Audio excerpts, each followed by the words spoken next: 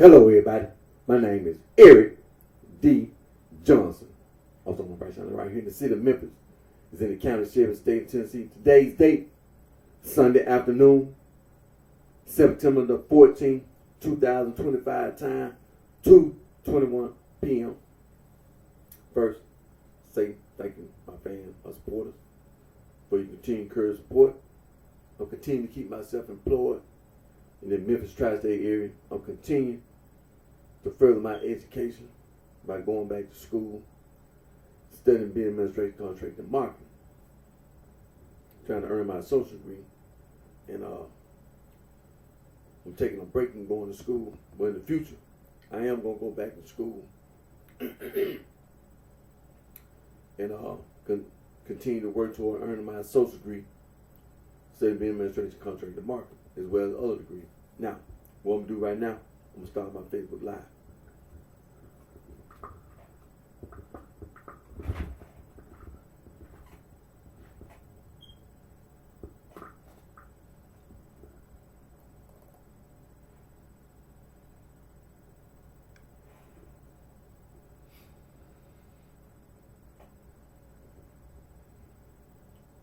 Hello, everybody.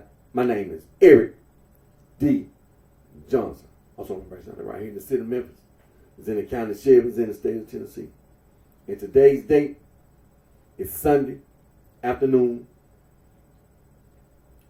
September the 14th, 2025. Time, 2:32 p.m. First, say thank you, my fans, my support for your continued encouragement support. Continue to keep myself employed in the Memphis tri-state area. I'm continuing to further my education by going back to school, trying to earn my associate degree in business administration, contract, and marketing. Now, I took a break from going to school right now. In the future, I'm going to go back to school. I'm going to continue to work on earning my associate degree in business administration, contract, and marketing, as well as other degrees. Now, like I said, it's Sunday afternoon, and one of my intent to start my video at 2:33. Well, I had a few things I had to do around, and plus get myself ready. And so, let me sign in.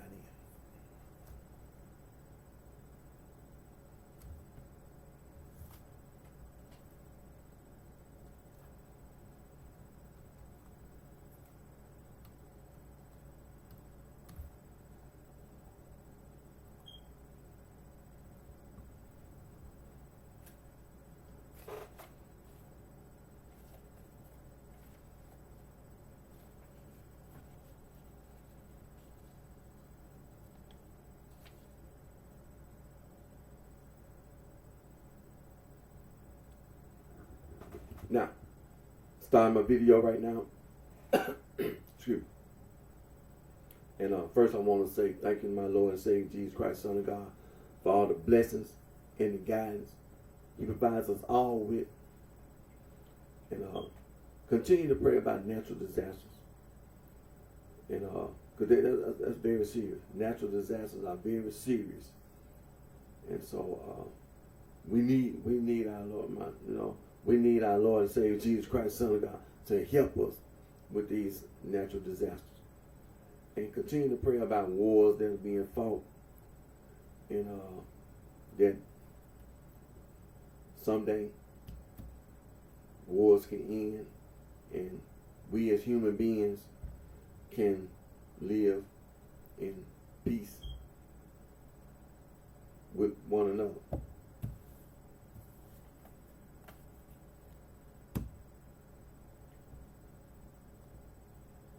Now,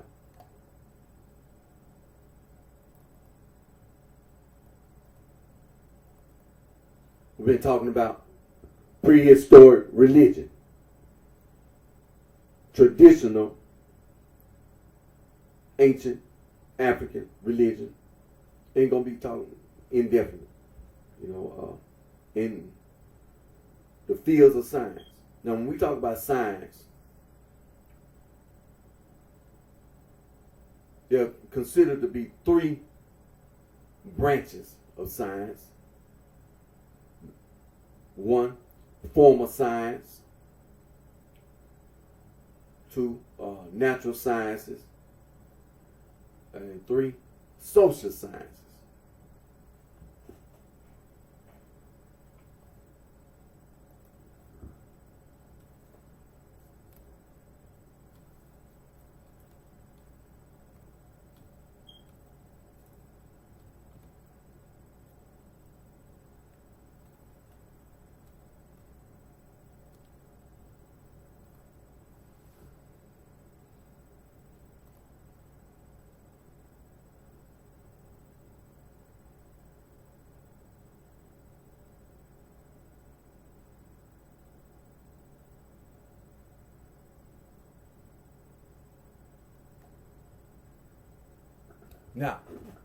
Now, form of science.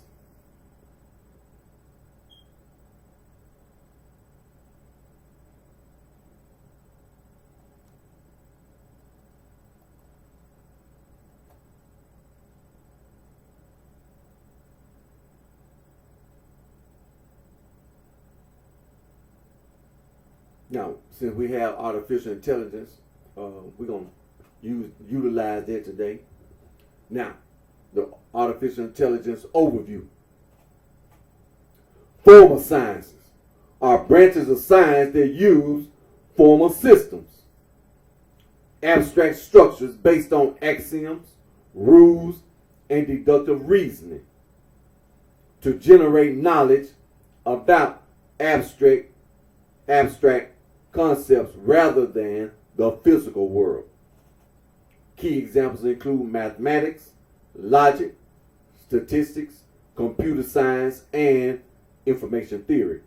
Unlike empirical sciences, formal sciences do not rely on observation or experimentation, but rather on the internal consistency and logical validity of their systems, making them a priori disciplines. Now, characteristics of formal sciences. Formal systems. They are built on formal systems, which are abstract structures of definitions, axioms, and rules from which theorems are deduced. A priori knowledge. Their knowledge and validity are independent of any empirical procedures or observations, meaning they are known through reason rather than experience. Deductive reasoning. They rely exclusively on deductive reasoning to derive conclusions from their foundational principles. Focus on abstract structures.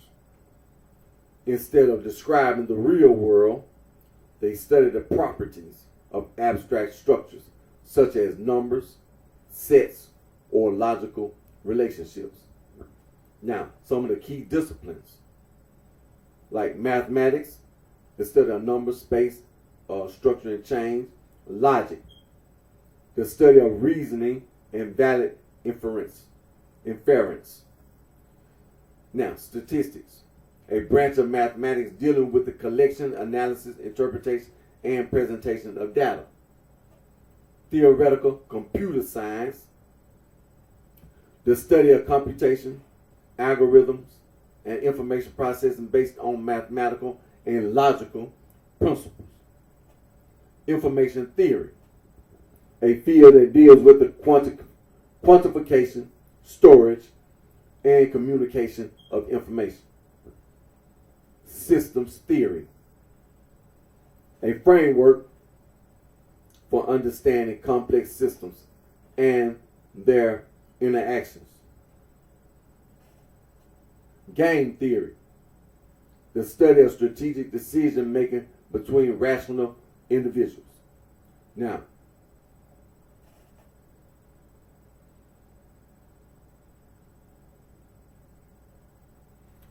what's the importance of formal sciences? Okay. Foundation for empirical sciences. Formal sciences provide the essential tools, frameworks, and methodologies for the natural and social sciences to model and understand the real world. Problem solving. They are crucial for solving complex problems and making precise predictions across various disciplines from engineering to economics. Advancing knowledge. Major advances in the formal sciences have often enabled major advancements in empirical sciences.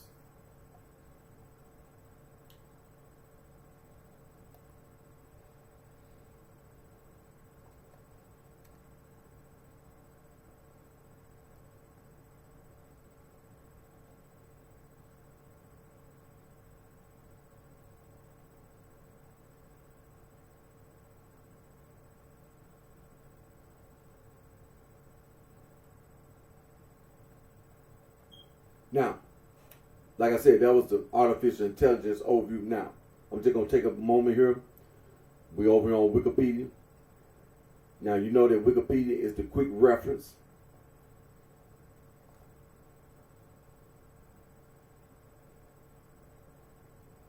And when you're dealing with Wikipedia, you know you're dealing with citations. You're dealing with footnotes and notes. You're dealing with references.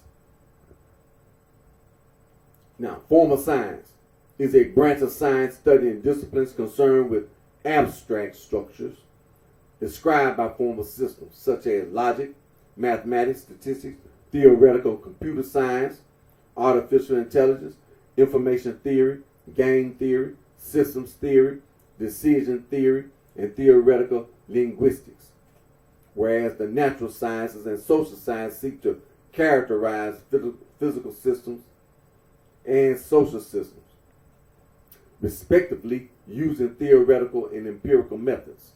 The former sciences use language, tools concerned with characterizing abstract structures described by former systems, and the deductions that can be made from them. The former sciences and the natural and social science by providing information about the structures used to describe the physical world and what inferences may be made about them. Now, when you come to branches, you have logic, also a branch of philosophy. You got mathematics, statistics, system science, data science, information theory, computer science, cryptography.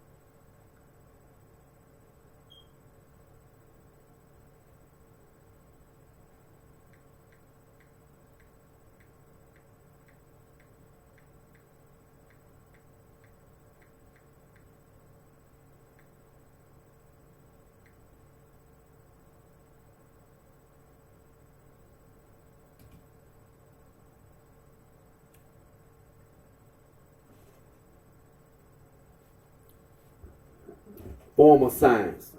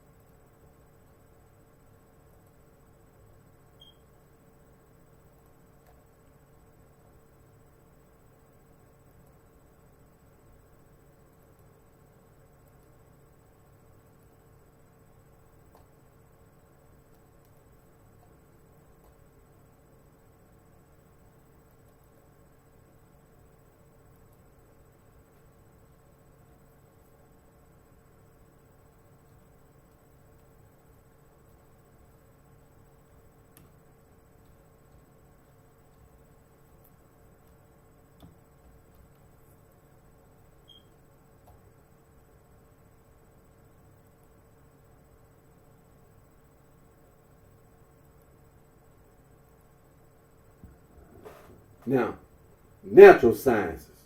Again, we have the artificial intelligence overview.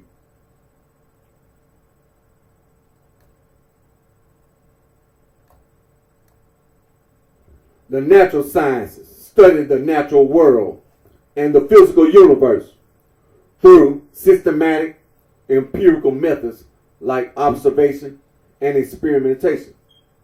Key disciplines include the life sciences, biology, physical sciences, physics, chemistry, astronomy, and earth sciences, geology, oceanography.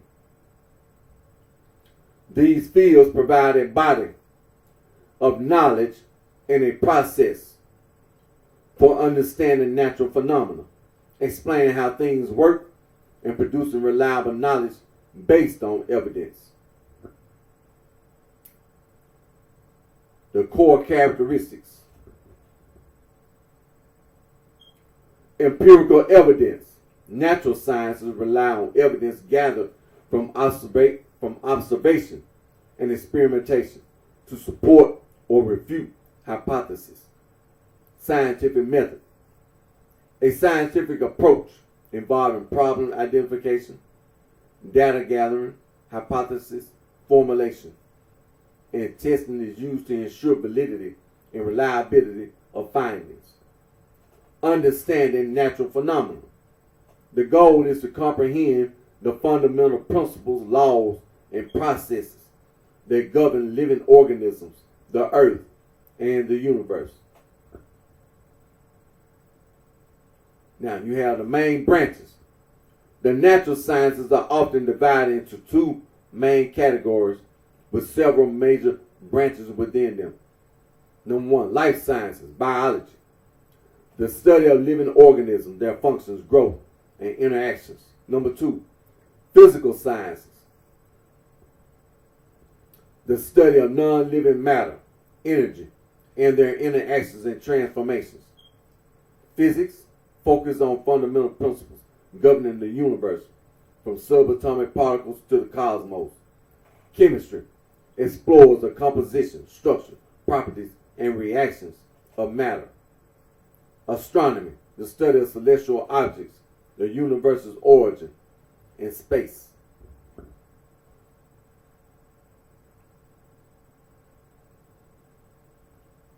Number three, earth sciences. Focuses on Earth's systems, including its atmosphere, oceans, land, and their interconnections. Geology, the study of the Earth's physical structure and substance. Oceanography, the study of Earth's oceans. Meteorology, the study of weather and the atmosphere.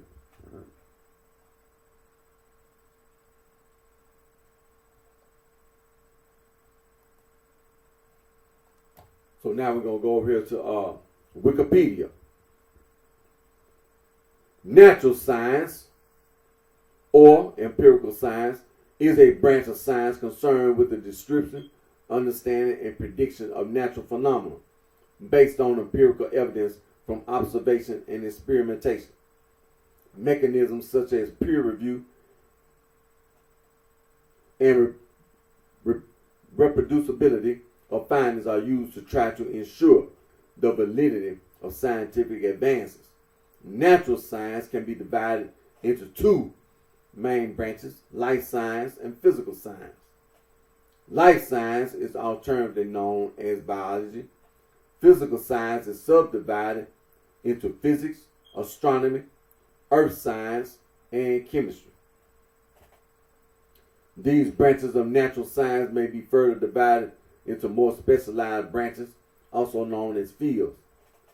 As empirical sciences, natural sciences use tools from the former sciences, such as mathematics and logic, converting information about nature into measurements that can be explained as clear statements of the laws of nature.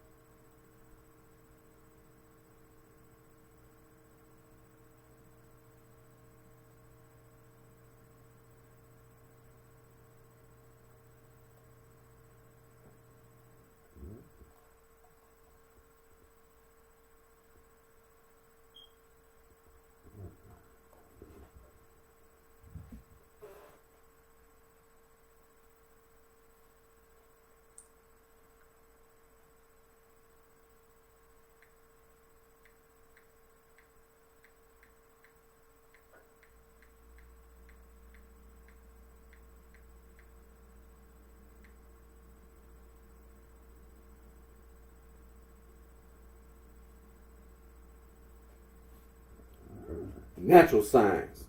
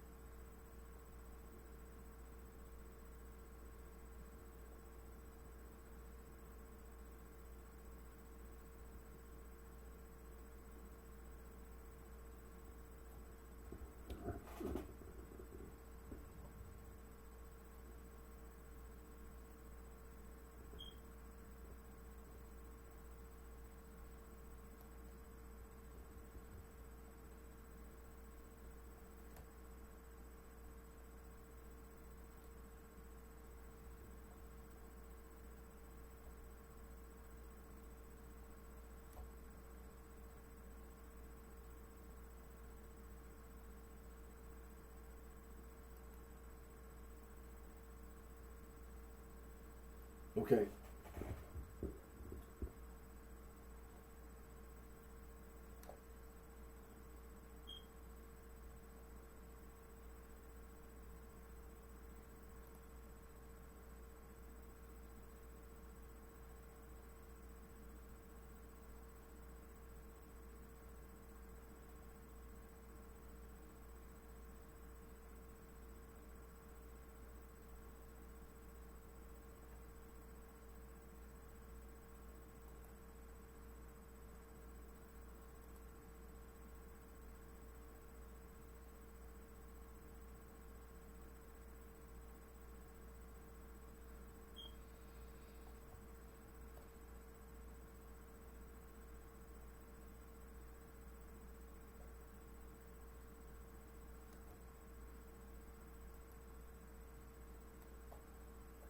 Now, going to this last social science, I was trying to see was artificial intelligence going to give an overview.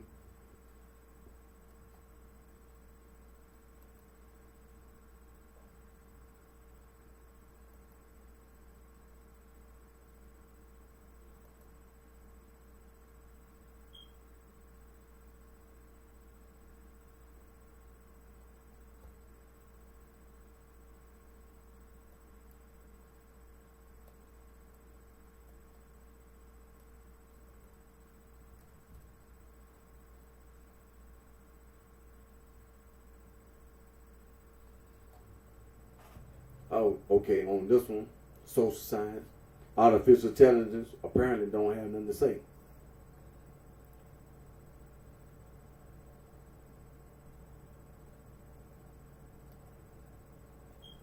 But click over here to Wikipedia, the quick reference.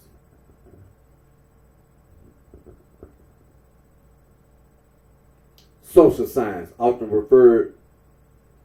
rendered in the plural as the social sciences, is one of the branches of science devoted to the study of societies and the relationships among members within those societies. The term was formerly used to refer to the field of sociology, the original science of society, established in the 18th century.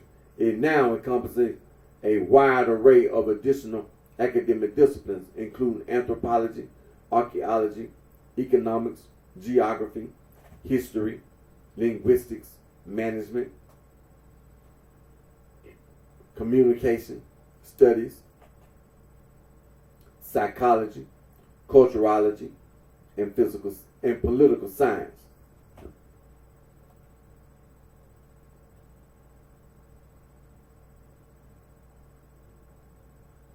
The majority of positivists social sciences use methods resembling those used in the natural sciences as tools for understanding societies, and so define science in its stricter modern sense. Speculative social sciences, otherwise known as interpretivist scientists, by contrast, may use social critique or symbolic interpretation rather than constructing empirically falsifiable theories, and thus treat science in its broader sense. In modern academic practice, researchers are often eclectic, using multiple methodologies combining both quantitative and qualitative research to gain a deeper understanding of complex human behavior in digital environments. Social science disciplines have increasingly integrated interdisciplinary approaches, big data, and computational tools. The term social research has also acquired a degree of autonomy as practitioners from various disciplines share similar goals and methods.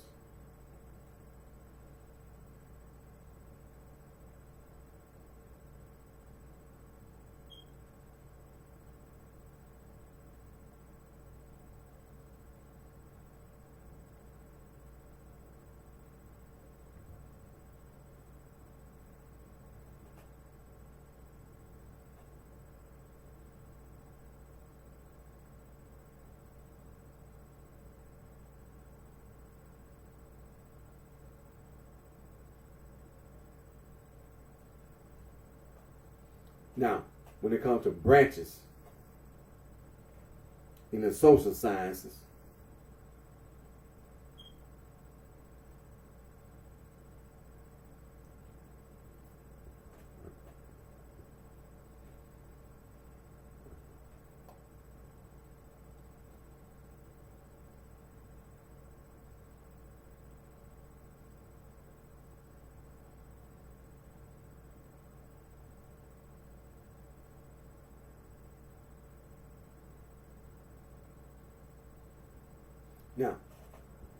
the social sciences disciplines are branches of knowledge taught and researched at the college or university level. Social science disciplines are defined and recognized by the academic journals in which research is published, and to learn social science societies and academic departments or faculties to which their practitioners belong. Social science fields of study usually have several sub-disciplines or branches. and the distinguishing lines between these are often both arbitrary and ambiguous. The following are widely considered to be social sciences: accounting, anthropology, archaeology, archival science, area studies, behavior science, business studies, cartography, cognitive science, commerce, communication studies, crime science, criminology, cultural studies, culturology, demography, developmental studies, discourse analysis, economics, education, education science, environmental science, environmental social science, environmental studies, ethics, ethnobotany, ethnography, ethnology, finance, folklore studies, future studies, gender studies, geography, global studies, history, home economics, human resource management, industrial relations, information sciences, international relations, journalism, landscape ecology, law, legal management, library science, linguistics, management, management science, marketing, media studies, military science, organizational behavior, organizational studies, paralegal studies, penology, philosophy, political science, public administration, public health, public policy, public relations, psychology, religious studies, social work, sociology, strategic studies, strategic management, sustainable studies, theology.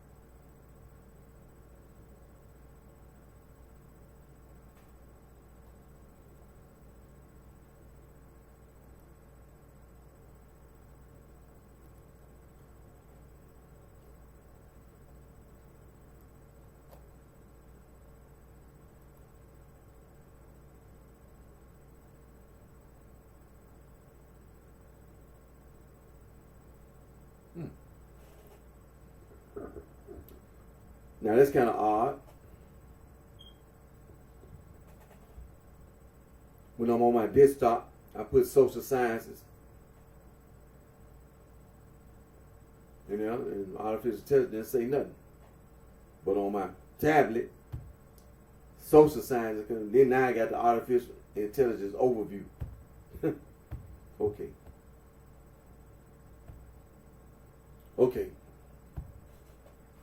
Social sciences are a branch of science devoted to the study of human societies and the relationships among individuals within those societies, using scientific research methods to understand human behavior and social interactions. Key disciplines include anthropology, sociology, psychology, political science, and economics. These fields investigate complex societal issues such as economic inequality, political systems, cultural practices, and human behavior, providing insights that inform public policy, education, and urban planning.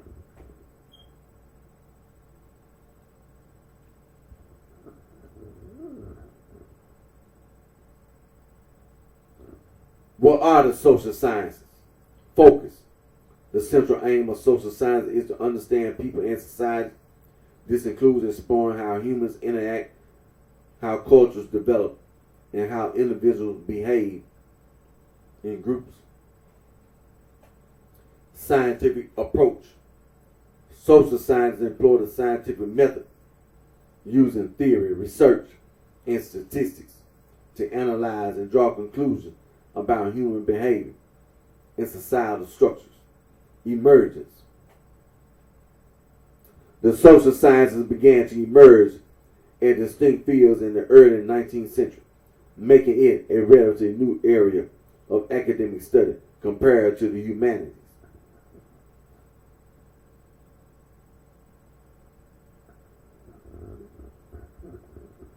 Major branches of social science. Anthropology, the study of the origins, development, and relationship of human beings, including their cultures and past societies. Sociology focuses on the study of human lives, societal changes, and the societal causes and consequences of human behavior. Psychology, the scientific study of the human mind and its functions, particularly concerning behavior and mental processes. Political science examines political institutions, processes, and behavior, including the study of governments and power structures. Economics, the study of wealth creation, economic development, and how societies manage their resources.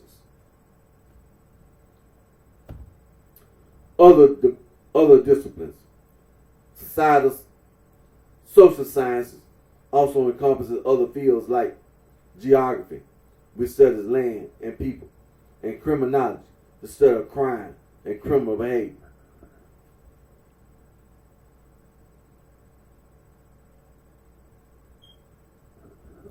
Why social science is important? Informing policy. The findings from social sciences provide essential insight for creating and implementing effective public policies, shaping education, societal science, social science. Research influences the development of educational programs and helps society understand itself better. Understanding complex issues. The social sciences often offer frameworks for understanding complex contemporary challenges such as social inequality, globalization, and technological advancements. Fostering societal improvement by understanding societal dynamics and human behavior. Social scientists can contribute to strategies for creating more inclusive and effective institutions.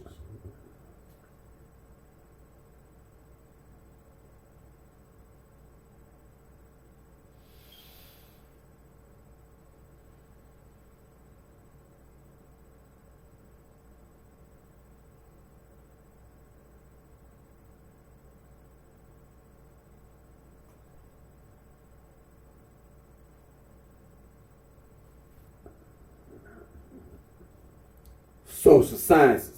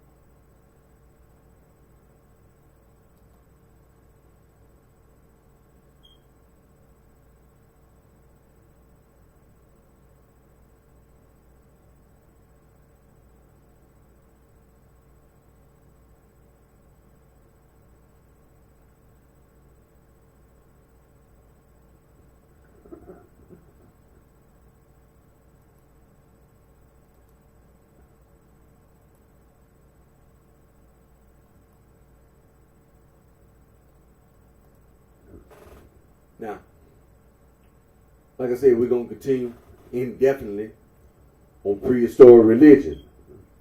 And you know there are books on prehistoric religion. You can go to the library, various books on prehistoric religion and books on traditional ancient African religion.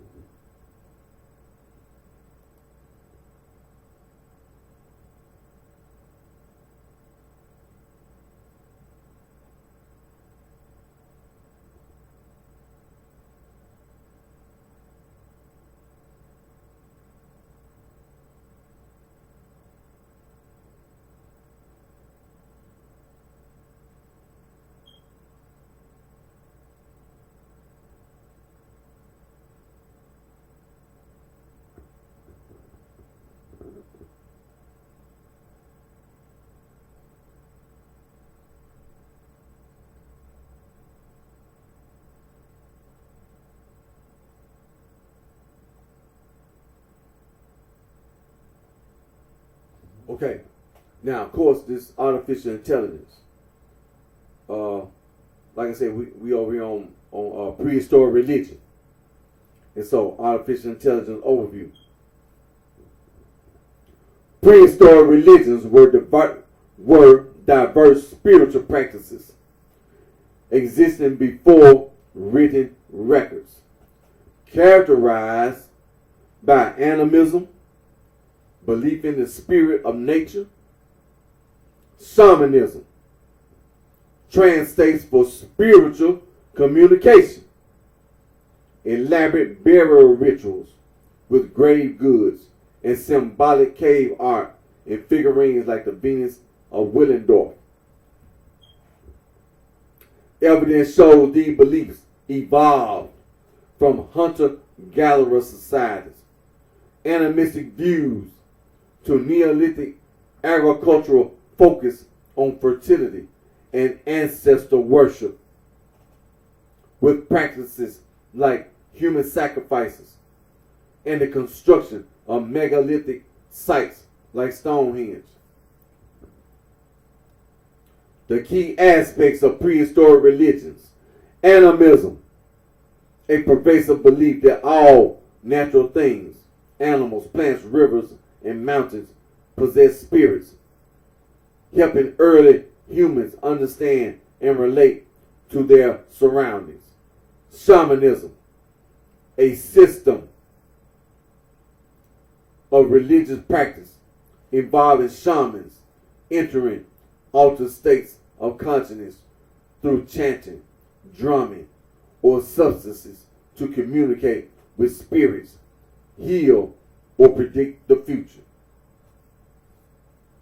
Burial practices, the act of burying the dead with grave goods, tools, food, jewelry, indicates beliefs about an afterlife and the need to provide for the deceased. Cave art and figurines. Early human art like Paleolithic cave paintings and sculptures such as the Venus of Willendorf often featured animals or half human, half animal figurines suggesting religious significance related to hunting, magic, or fertility. The evidence and examples. Middle Paleolithic. Evidence from this era suggests ritualistic burials with offerings, such as Neanderthals burying their dead with grave goods. The Upper Paleolithic. Complex cave art in Europe like those in France and Spain, is believed to have religious purposes, possibly related to hunting success or animal spirits. The Neolithic period, the shift to agriculture led to a focus on fertility with the widespread worship of a mother goddess figure associated with land and human reproduction, ancestor worship. As society settled, ancestor worship became more prominent, reinforcing social structures and ties to the land. Megalithic structures, sites like Stonehenge, show an understanding of astronomy and celestial alignments, likely for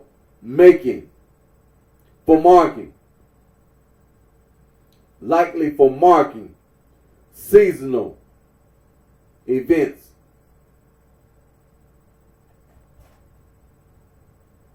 Like solstices and equinoxes.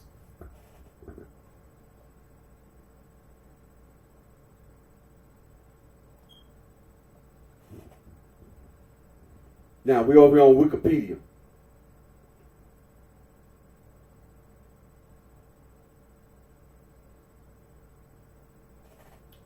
Prehistoric religion is the religious practice of prehistoric cultures. Prehistory, the period before written records, makes up the bulk of human experience. Over 99% of human experience occurred during the Paleolithic period alone.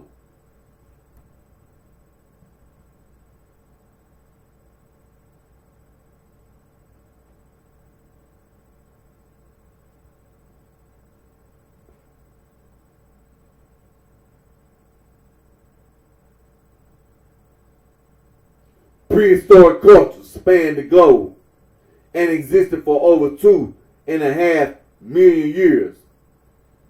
Their religious practices were many and varied, and the study of them is difficult due to the lack of written records describing the details of their faiths.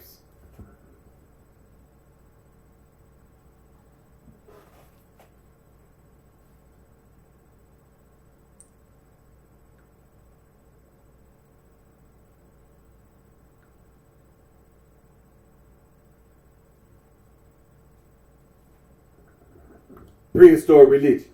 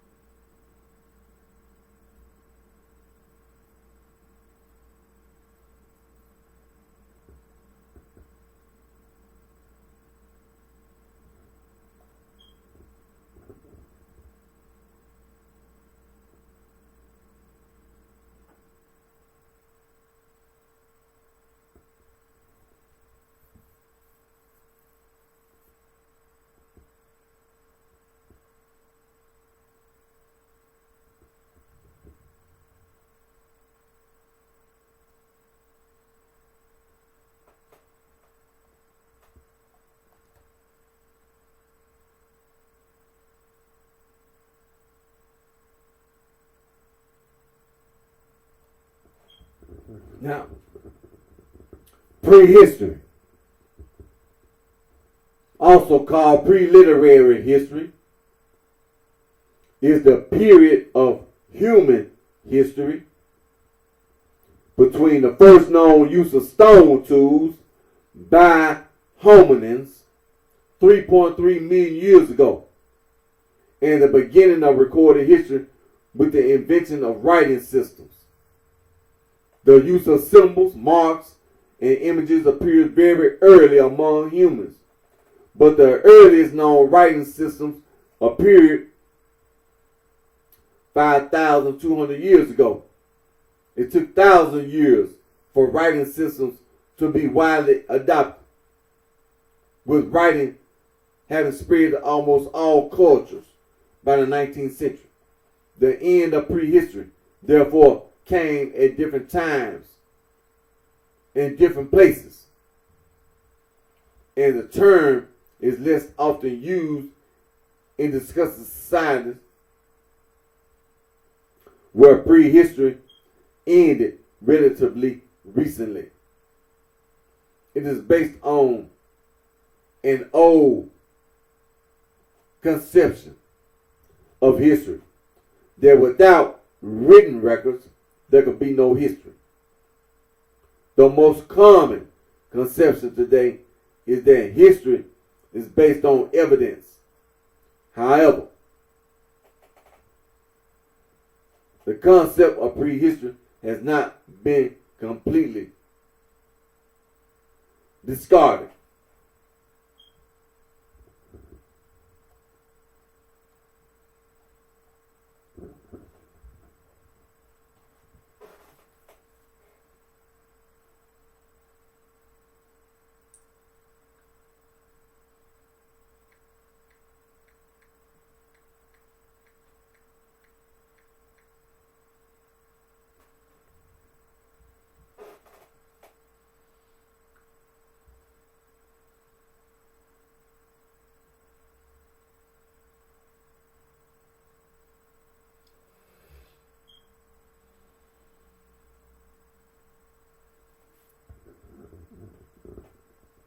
Prehistory.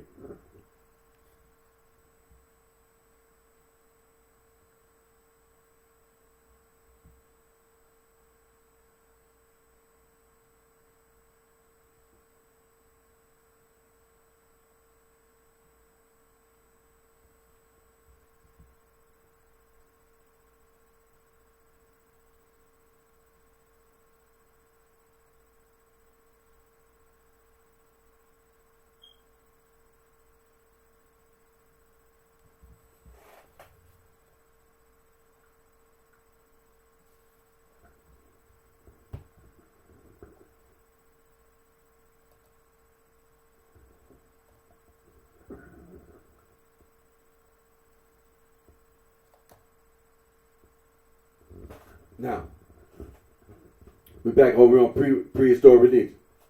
The cognitive capacity for religion likely first emerged in Homo sapiens sapiens or anatomically modern humans, although some scholars posit the existence of Neanderthal religion and sparse evidence exists for earlier ritual practice.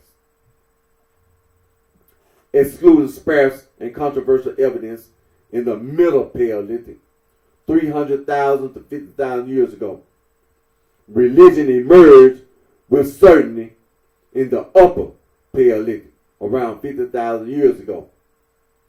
Upper Paleolithic religion was possibly shamanic, oriented around the phenomenon of special spiritual leaders entering a trance states to receive esoteric spiritual knowledge.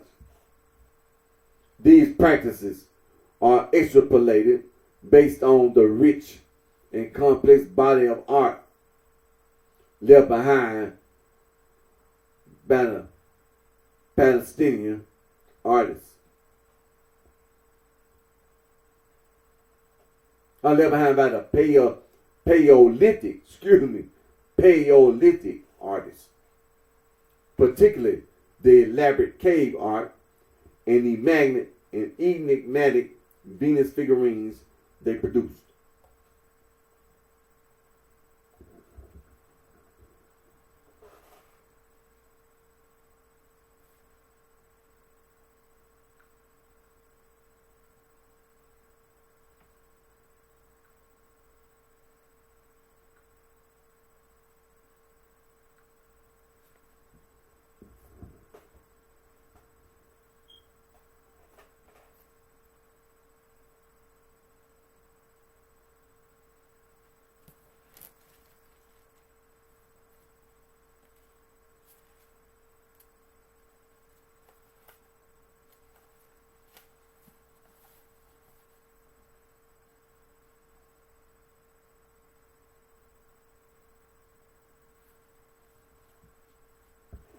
Now, the PhD at colleges and universities all over the world, when you say cognitive,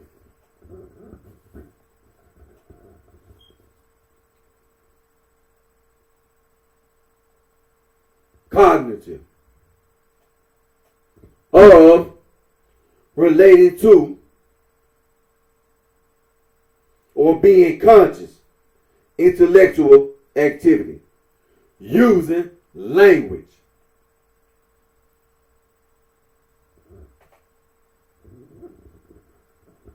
Cognitive.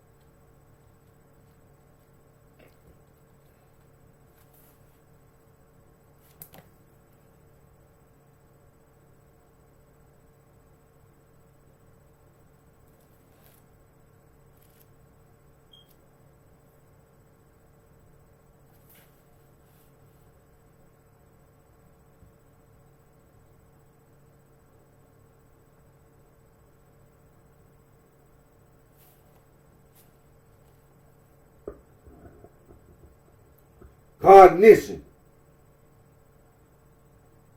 the process of gaining knowledge through thought, experience, and the senses. Cognition.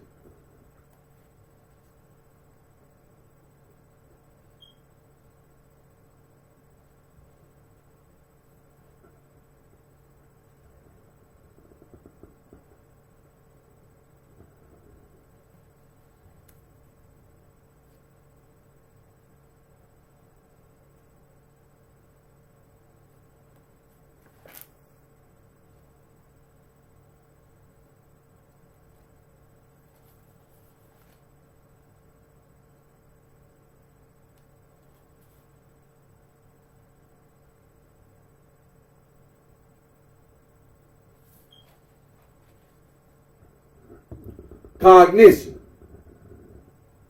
the process of gaining knowledge through thought, experience, and the senses. Cognition.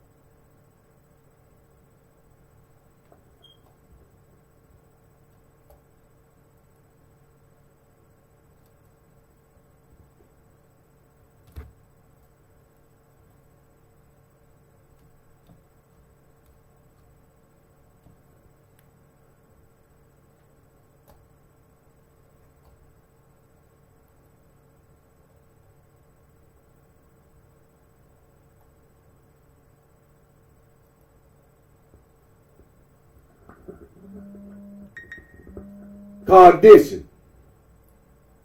Cognitions are mental activities that deal with knowledge. They encompass psychology. They encompass psychological processes that acquire, store, retrieve, transform, or otherwise use information. Cognitions are a pervasive part of mental life, helping individuals understand and interact with the world. Cognitive processes are typically characterized by their function. Perception organizes sensory information about the world, interpreting physical stimuli such as light and sound to construct a coherent experience of objects and events. Attention prioritizes specific aspects while filtering out irrelevant information. Memory is the ability to retain, store, and retrieve information, including working memory and long-term memory.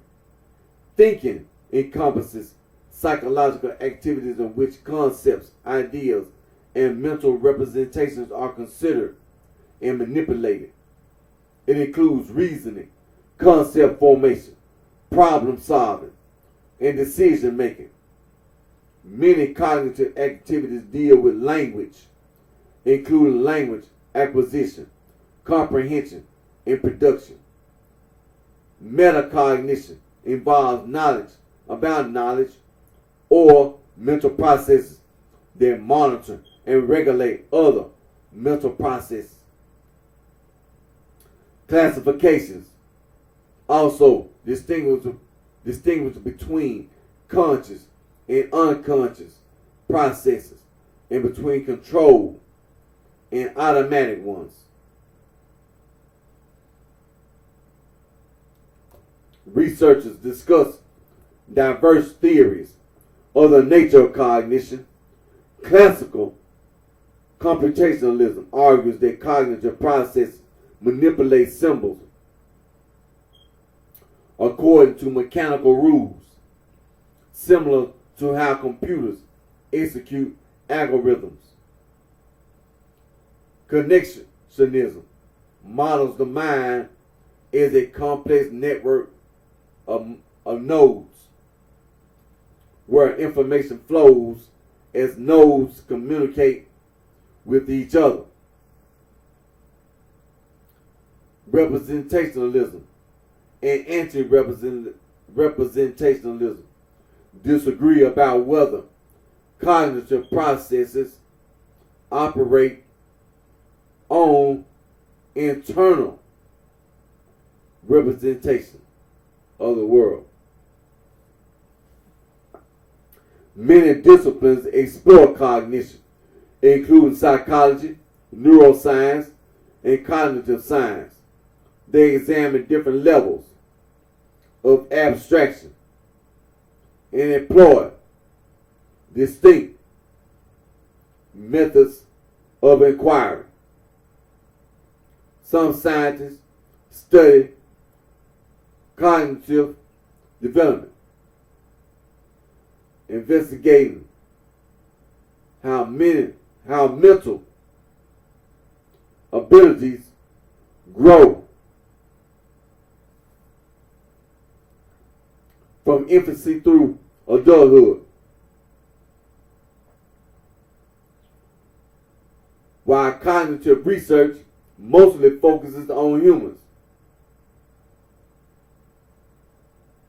It also explores how animals acquire knowledge and how artificial systems can emulate cognitive processes.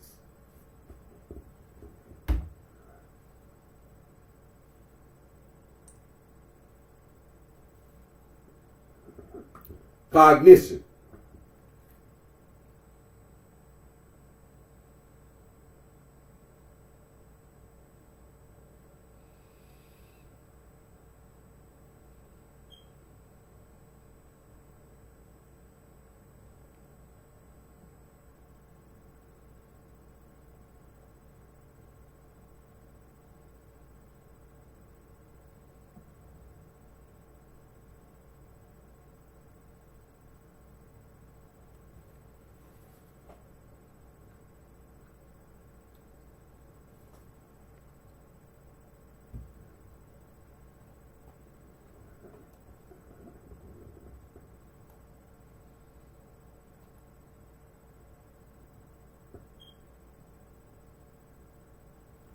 So, the cognitive capacity for religion likely first emerged in Homo sapiens sapiens or anatomically modern humans, although some scholars posit the existence of Neanderthal religion and sparse evidence exists for earlier ritual practice, excluding sparse and controversial evidence in the Middle Paleolithic 300,000 to 50,000 years ago. Religion emerged with certain in the Upper Paleolithic around 50,000 years ago. Upper Paleolithic religion was possibly shamanic, oriented around the phenomenon of spiritual leaders entering trance states to receive esoteric spiritual knowledge. These practices are extrapolated based on the rich and complex body of art left behind by Paleolithic artists, particularly the elaborate cave art and enigmatic Venus figurines they produced.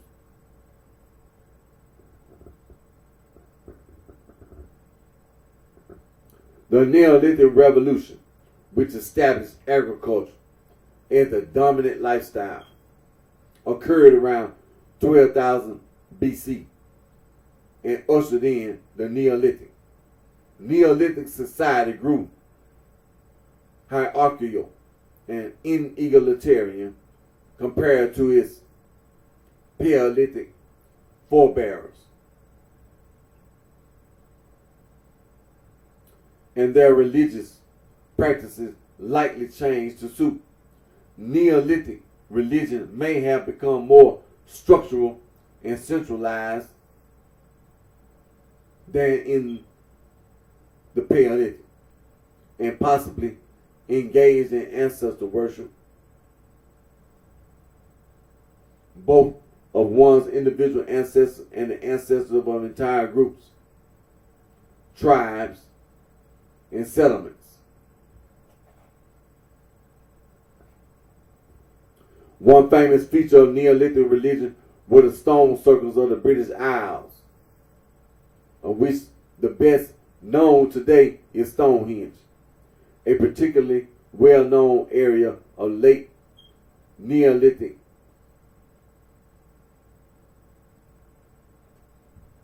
through Chalcolithic religion is Proto-Indo-European mythology.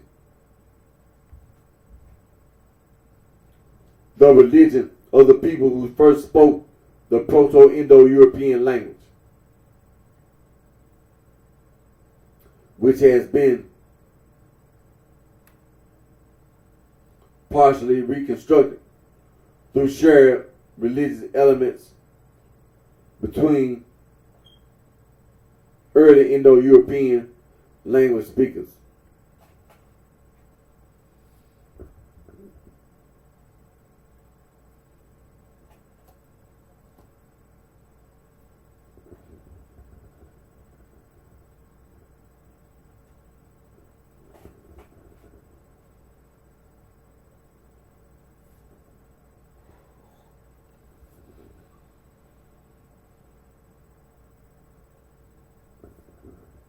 Now, prehistory is the period in human history before written records.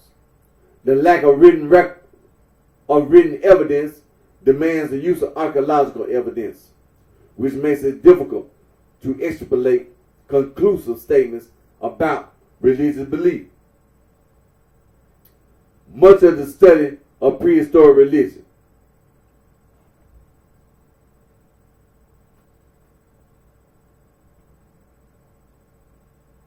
is based on inferences from historic, textual, and ethnographic evidence. For example, analogies between the religion of Paleolithic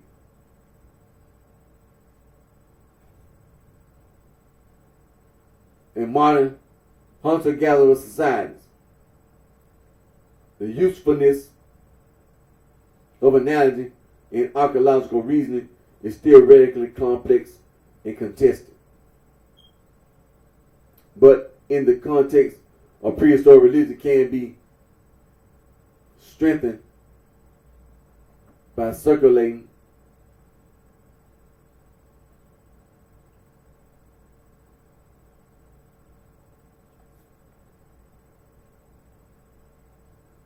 circumstantial evidence. For instance, it has been observed that red ochre was significant to many prehistoric societies and to modern hunter-gatherers.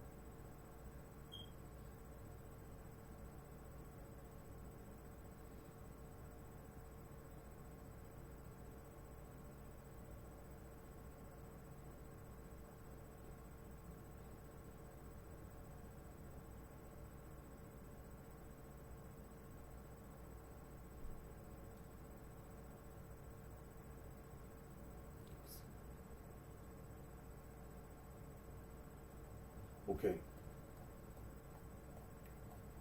Let's see.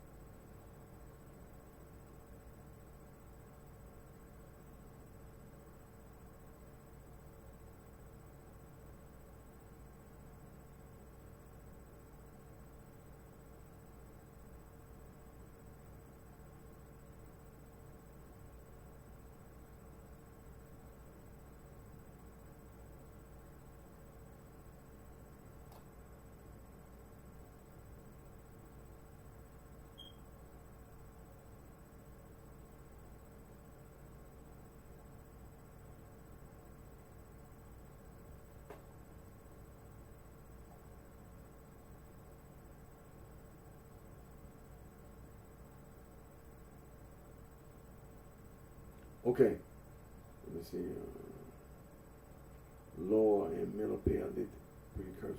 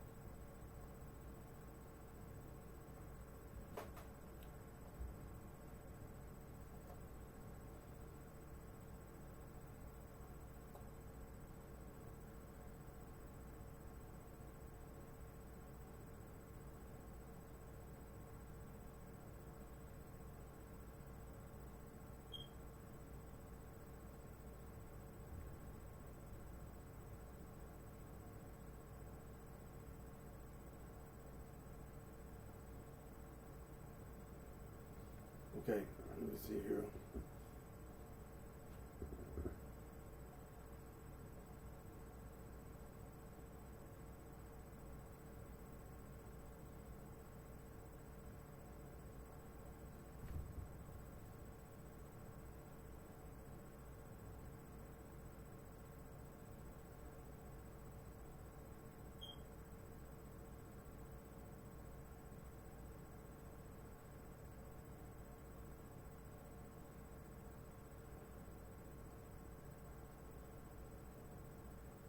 All right, let me scroll here. All right, let me see. All right, background.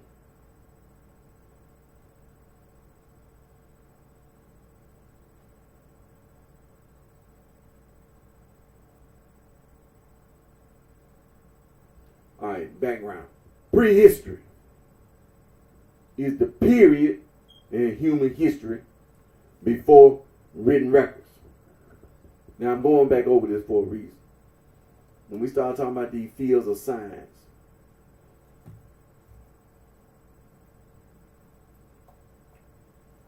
it's very important.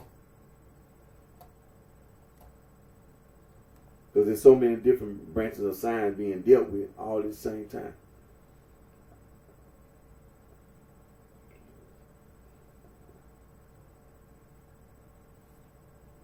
All right, the lack of written evidence demands the use of archaeological evidence, which makes it difficult to extrapolate conclusive statements about religious beliefs. Much of the study of prehistoric religion is based on inferences from historic, textual, and ethnographic evidence. For example, analogies between the religion of Paleolithic and modern hunter-gatherer societies.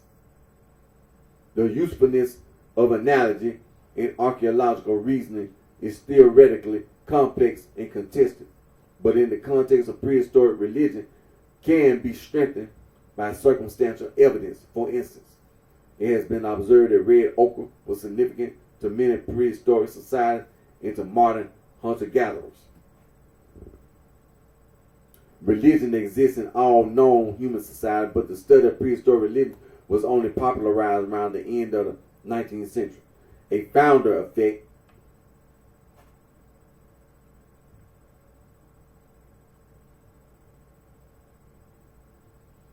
in prehistoric archaeology, a field pioneered by 19th century secular humanists who found religion a threat to their evolution-based field of study, may have impeded the early attribution of a religious motive to prehistoric humans.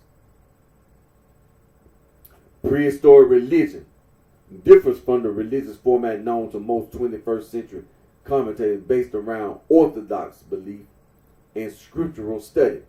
Rather, prehistoric religion, like later hunter-gatherer religion, possibly drew from shamanism and ecstatic experience, as well as animism, though analysis indicate animism may have emerged earlier. Though the nature of prehistoric religion is so speculative, the evidence left in the archaeological record is strongly suggestive of a visionary framework where faith is practiced through entering trances, personal experiences with deities, and other hallmarks of shamanism, to the point of some authors suggesting, in the words of archaeologists of shamanism, Neil Price, that these tendencies and techniques are in some way hardwired into the human mind. Now, we're going to get into human evolution, what we've been talking about. The human evolution, the question of when religion emerged in the evolving psyche has sparked the curiosity of paleontologists for decades. On the whole, neither the archaeological record nor the current understanding of how human intelligence evolved suggests early hominids. The hominini. And now the hominini form a taxonomic tribe of the subfamily Homininae. They comprise two extinct genera, Homo, humans, and Pan. And in standard uses exclude the genus gorilla, which is grouped separately within the subfamily Homininae. So when we click over there to the hominini, and when we talk about Pan, Pan is chimpanzees and bonobos. They hominini. And in standard usage, exclude the genus gorilla. Gorillas, which is grouped separately within the subfamily Homininae.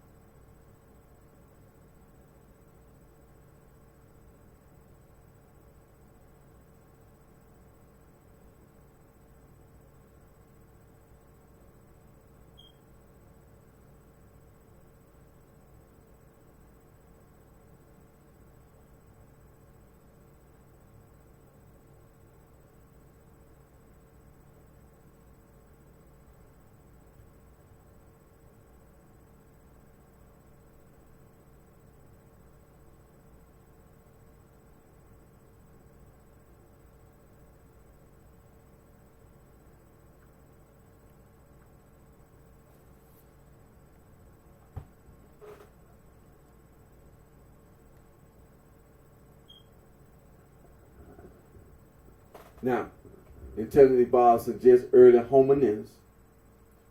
Okay,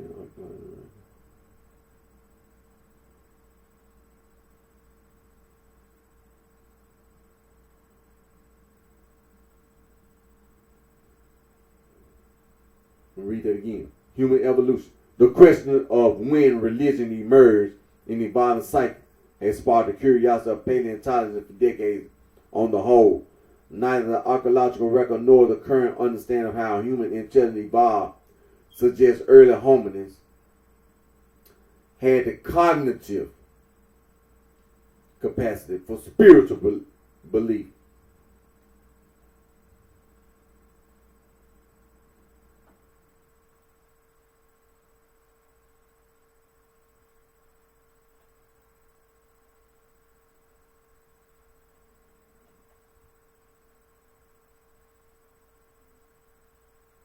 Religion was certainly present during the Upper Paleolithic period, dating to about 50,000 through 12,000 years ago, while religion in the Lower and Middle Paleolithic belongs to the realm of legend. Now, in early research, Australopithecus is and who is the Australopithecus? Is a genus of early hominins. Pay attention. Make sure you pay attention to what they just said. Australopithecus is a genus of who? Of early hominins. Hominins that existed in Africa during the Pliocene and early Pleistocene. The genera Homo, Paranthropus, and Kenyanthropus evolved from some Australopithecus species.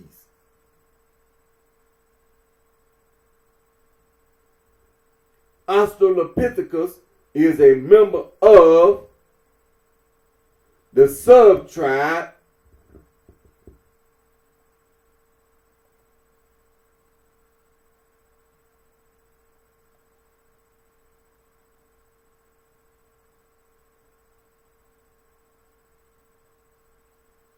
Australopithecinae.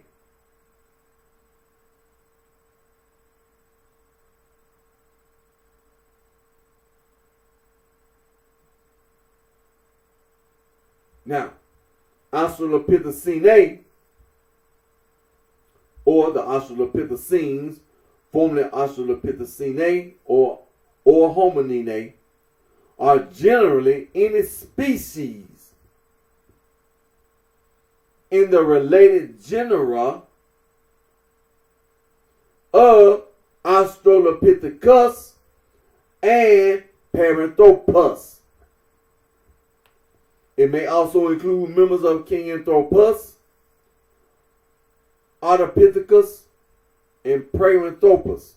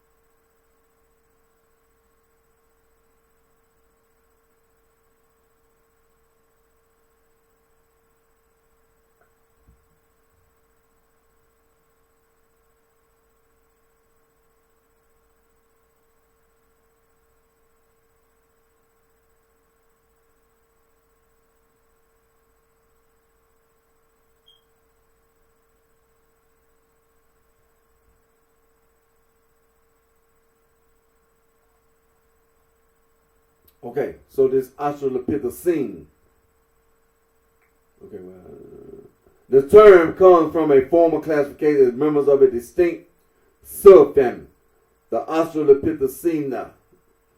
They are classified within the Australopithecinae subtribe of the Hominini tribe. These related species are sometimes collectively termed Australopithecines, Australopiths, or homininians. They are the extinct close relatives of modern humans, and together with the extinct genus Homo, comprised of human clade. There is no general agreement to whether Australopithecines are closest relatives of modern humans, as it has been argued that they are more closely related to extinct African apes, members of the human clade, the hominini, after the split from the chimpanzees, are called homininae.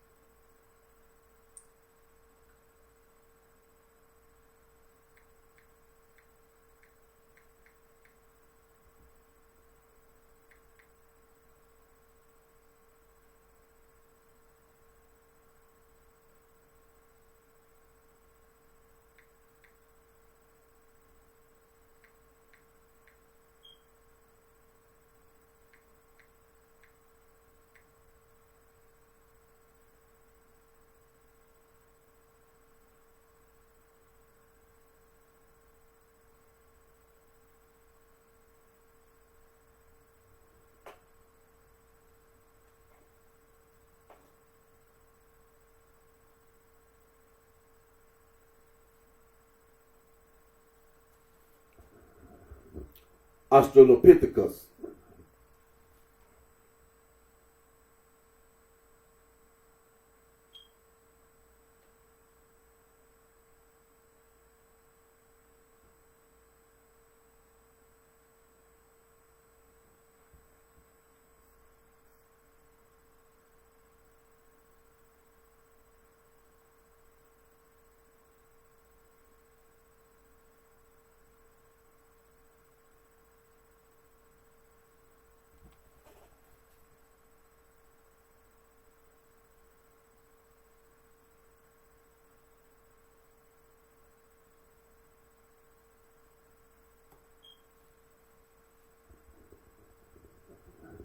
Australopithecine.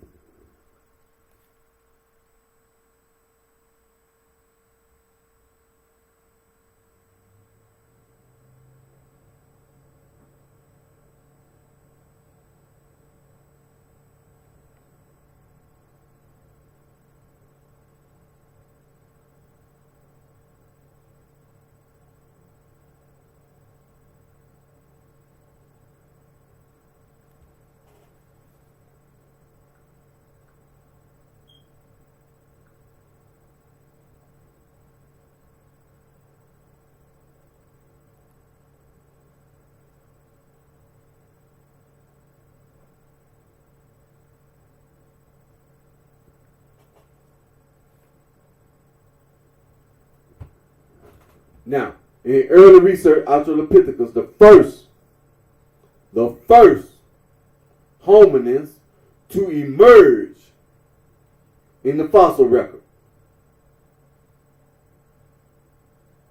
were thought to have sophisticated hunting patterns.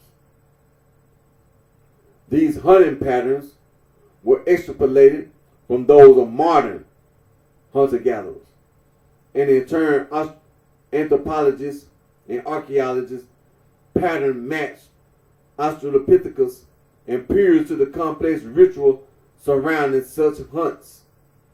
These assumptions were later disproved, and evidence suggests that Australopithecus and peers were capable of using tools such as fire were deemed coincidental.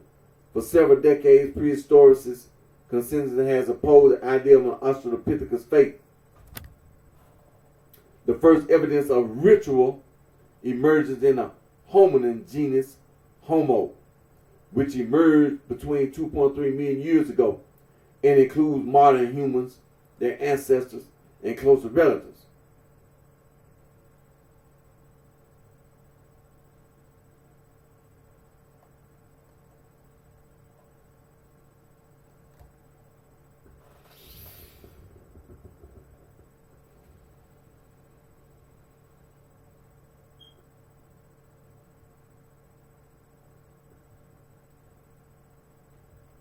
The exact question of when ritual shaded into religious faith evades simple answer. The lower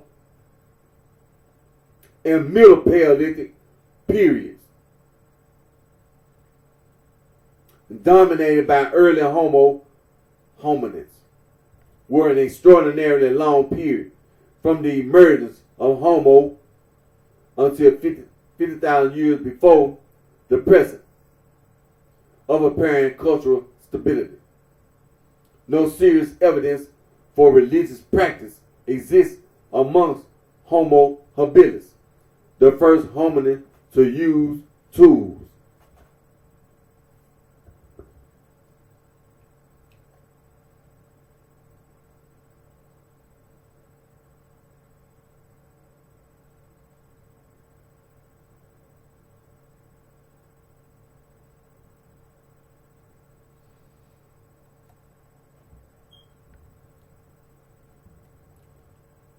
The picture complicates as Homo erectus emerges. Homo erectus was the point where hominins seem to have developed an appreciation for ritual, the intellectual ability to stem aggression of the kind seen in modern chimpanzees, and a sense of moral responsibility. Though the emergence of rituals in Homo erectus should not be understood as the full flowering of religious capacity, it marked a qualitative and quantitative change to its forebears. An area of particular scholarly interest is the evidence base for cannibalism and ritual mutilation amongst Homo erectus. Skulls found in Java and Chinese Zhaokundin archaeological site bear evidence of tampering with the brain case of the skull in ways thought to correspond to removing the brain for cannibalistic purposes. It is observed in hunter-gatherers. Perhaps more tellingly in those sites and others, a number of Homo erectus skulls show signs suggesting that the skin and flesh was cut away from the skull in predetermined patterns. These patterns, unlikely to occur by coincidence, are associated in turn with ritual. The lineage leading to anatomically modern humans originated around 500,000 years before the present day. Modern humans are classified taxonomically as Homo sapiens sapiens. This classification is controversial as it goes against traditional subspecies classifications. No other hominids have been treated as uncontroversial members of Homo sapiens.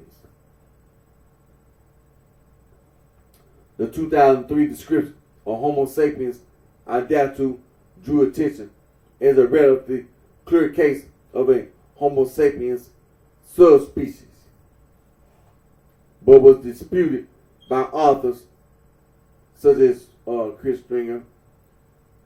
Neanderthals in particular pose a taxonomic problem. The classification of Neanderthals, a close relative of anatomically modern humans,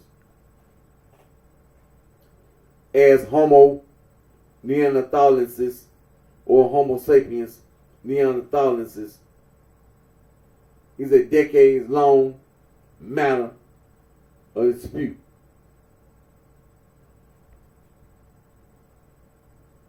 Neanderthals and Homo sapiens were able to interbreed,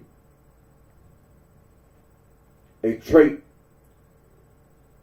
associated with membership in the same species. And around 2% of the modern human genome is comprised of Neanderthal DNA. However, strong negative selection existed against the direct offspring of Neanderthals and Homo sapiens, consistent with the reduced fertility seen in hybrid species such as mules. This has been used as a recent argument against the classification of Neanderthals as a Homo sapiens subspecies.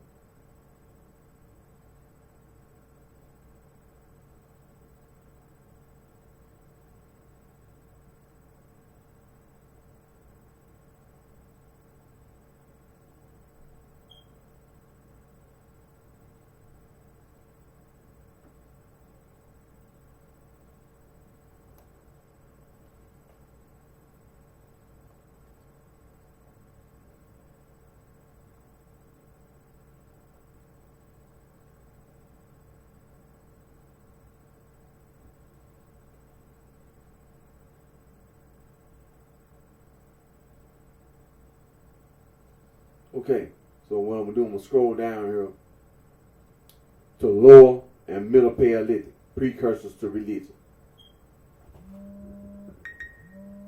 The Paleolithic, sometimes called the Old Stone Age, makes up over 99% of humanity's history, lasts from approximately 2.5 million years ago through to 10,000 BC.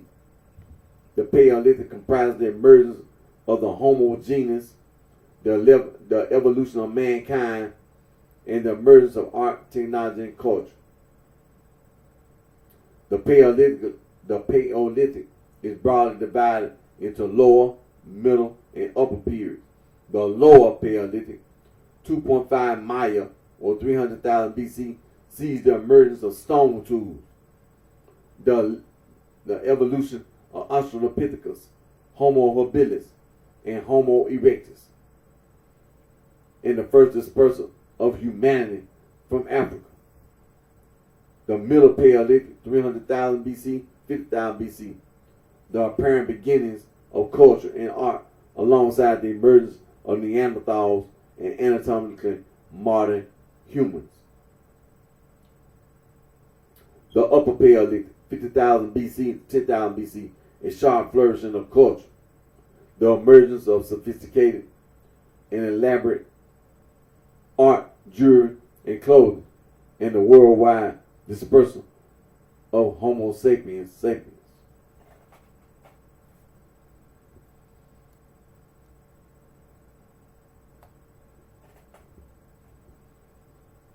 Now, the Lower Paleolithic, religion prior to the Upper Paleolithic is speculative, and the Lower Paleolithic in particular has no clear evidence of religious practice.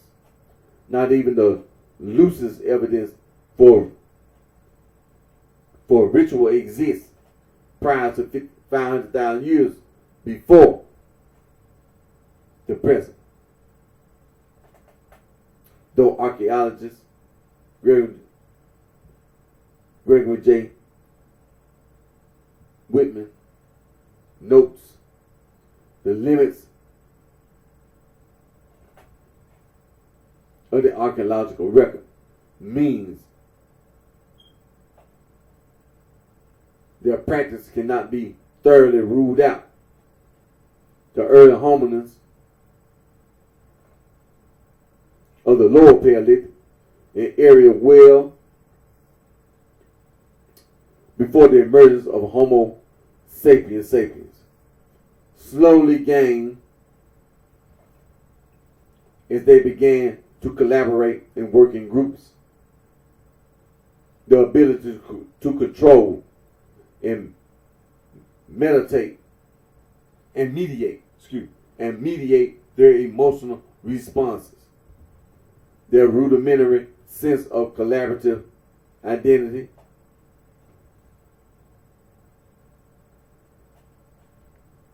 and the groundwork for the later social aspects of religion.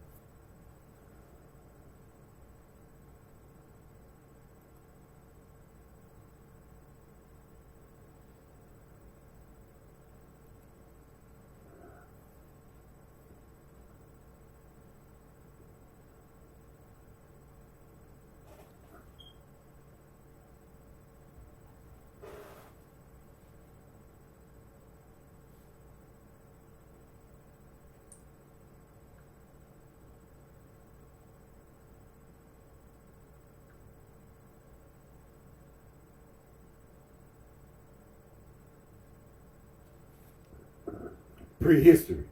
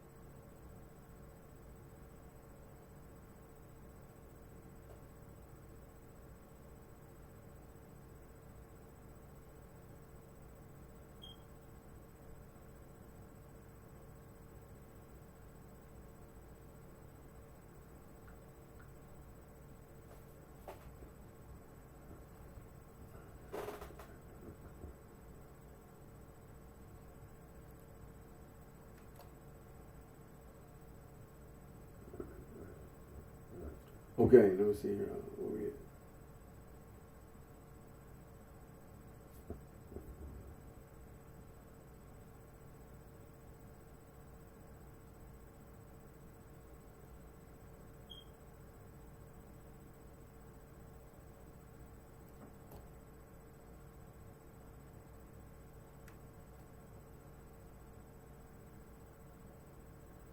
Okay.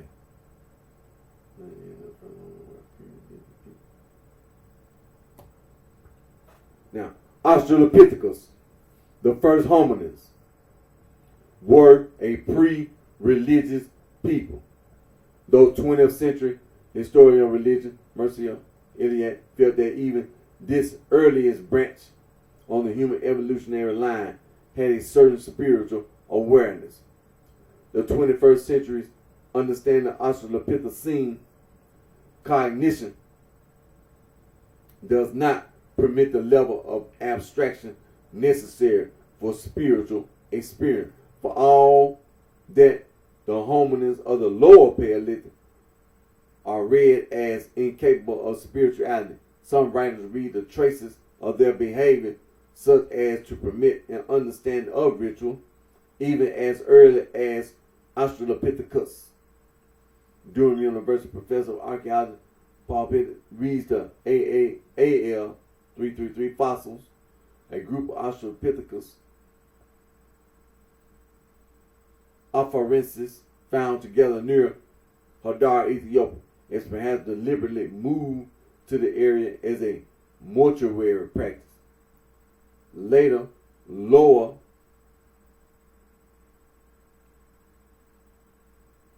Paleolithic remains have also been interpreted as bearing associations of funerary rites, particularly cannibalism. Though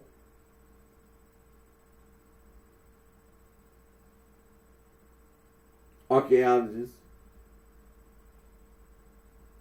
Kit W. Whistler states there is no evidence in the Lower Paleolithic of the kind of cultural elaboration that would imply a rich imagination or the level of intelligence of modern humans. He discusses the findings of Homo heidelbergensis bones at Cime de los Osos and the evidence stretching from Germany to China for cannibal practices amongst Lower Paleolithic humans.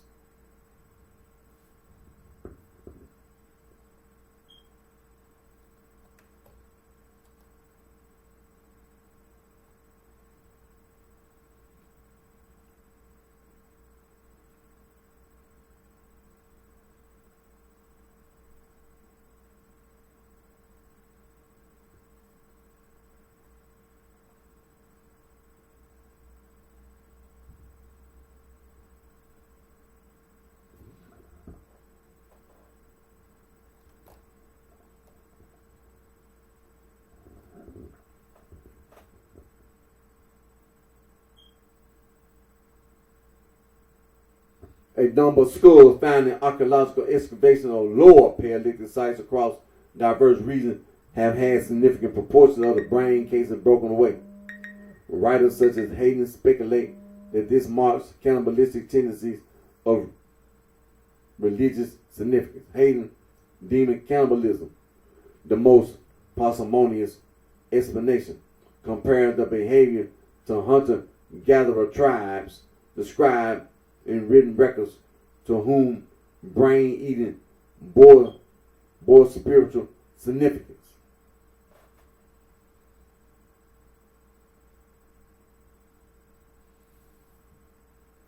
By extension, he reads the skull damage as evidence of lower Paleolithic ritual practice. For the opposite position, Boone finds the cannibalism hypothesis bereft of factual backings.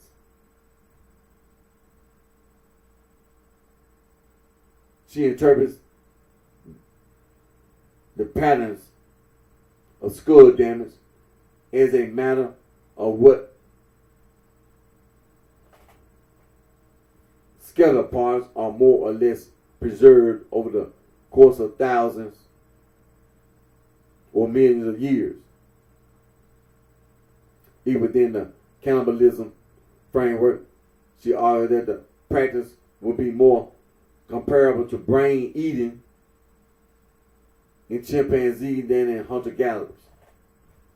In the 2010s, the study of Paleolithic cannibalism grew more complex due to new methods of archaeological interpretation, which led to the conclusion much Paleolithic cannibalism was for nutritional rather than ritual reason.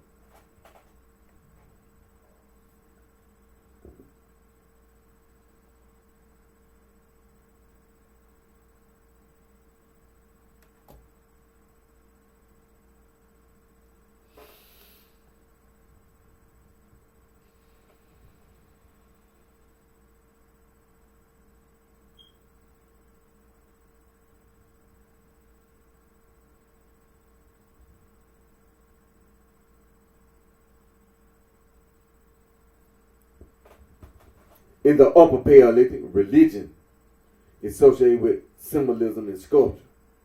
One Upper Paleolithic remnant that draws cultural attention are the Venus figurines, carved statues of nude women, speculated to represent deities, fertility symbols, or ritual fetish objects. Archaeologists have proposed the existence of lower Paleolithic Venus figurines. The Venus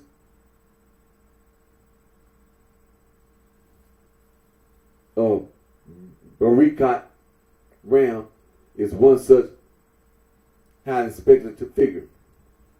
A scoria dated 350,000 years ago, with several grooves interpreted as resembling a woman's torso and head. Scanning electron microscopy found the Venus of Barikot Ram grooves consistent with those that would be produced by contemporary flint tools. Pettit argues that though the figurine can hardly be described as artistically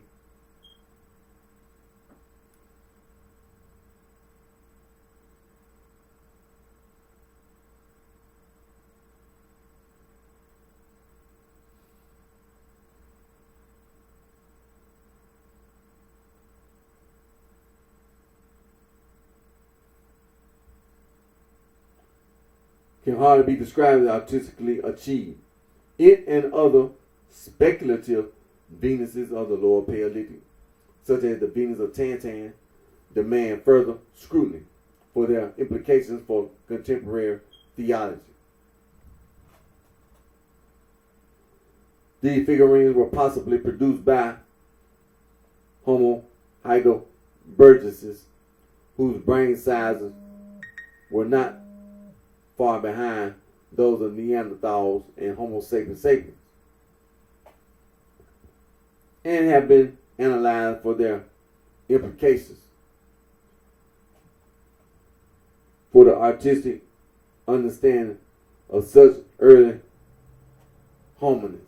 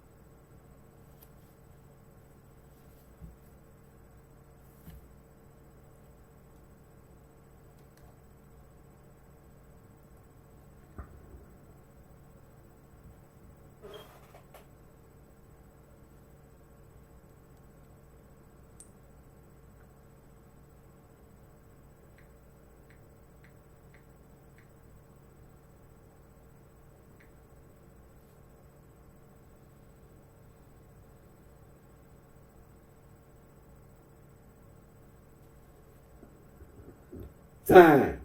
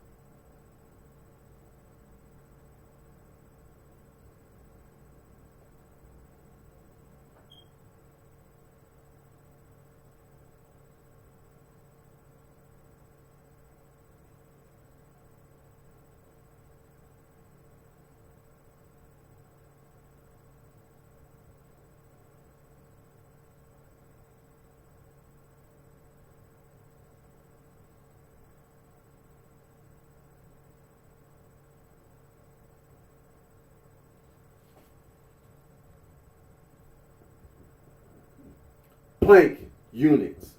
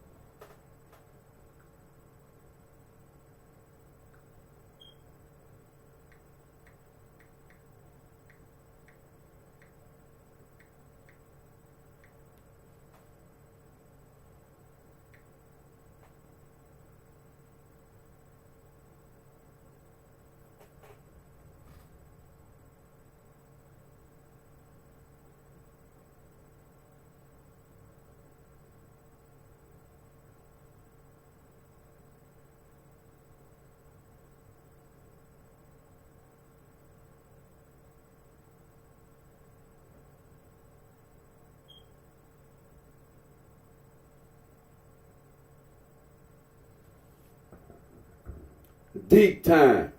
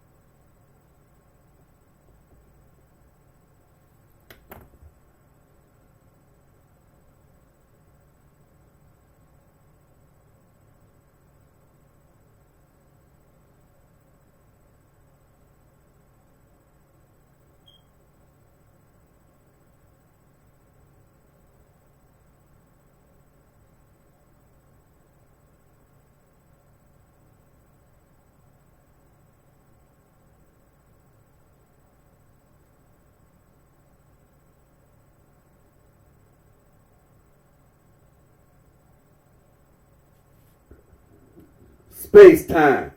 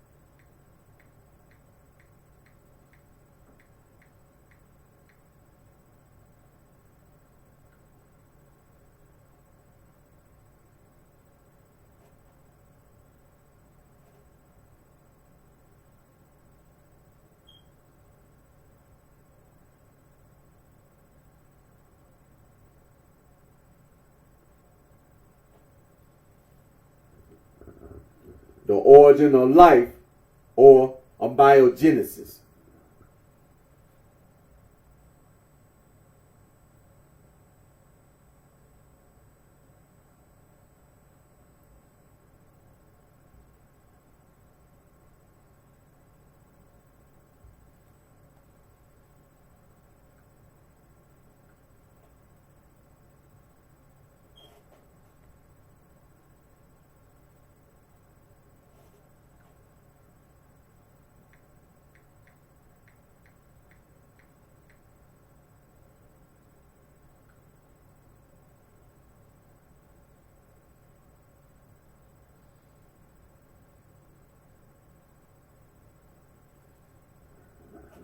The history of life.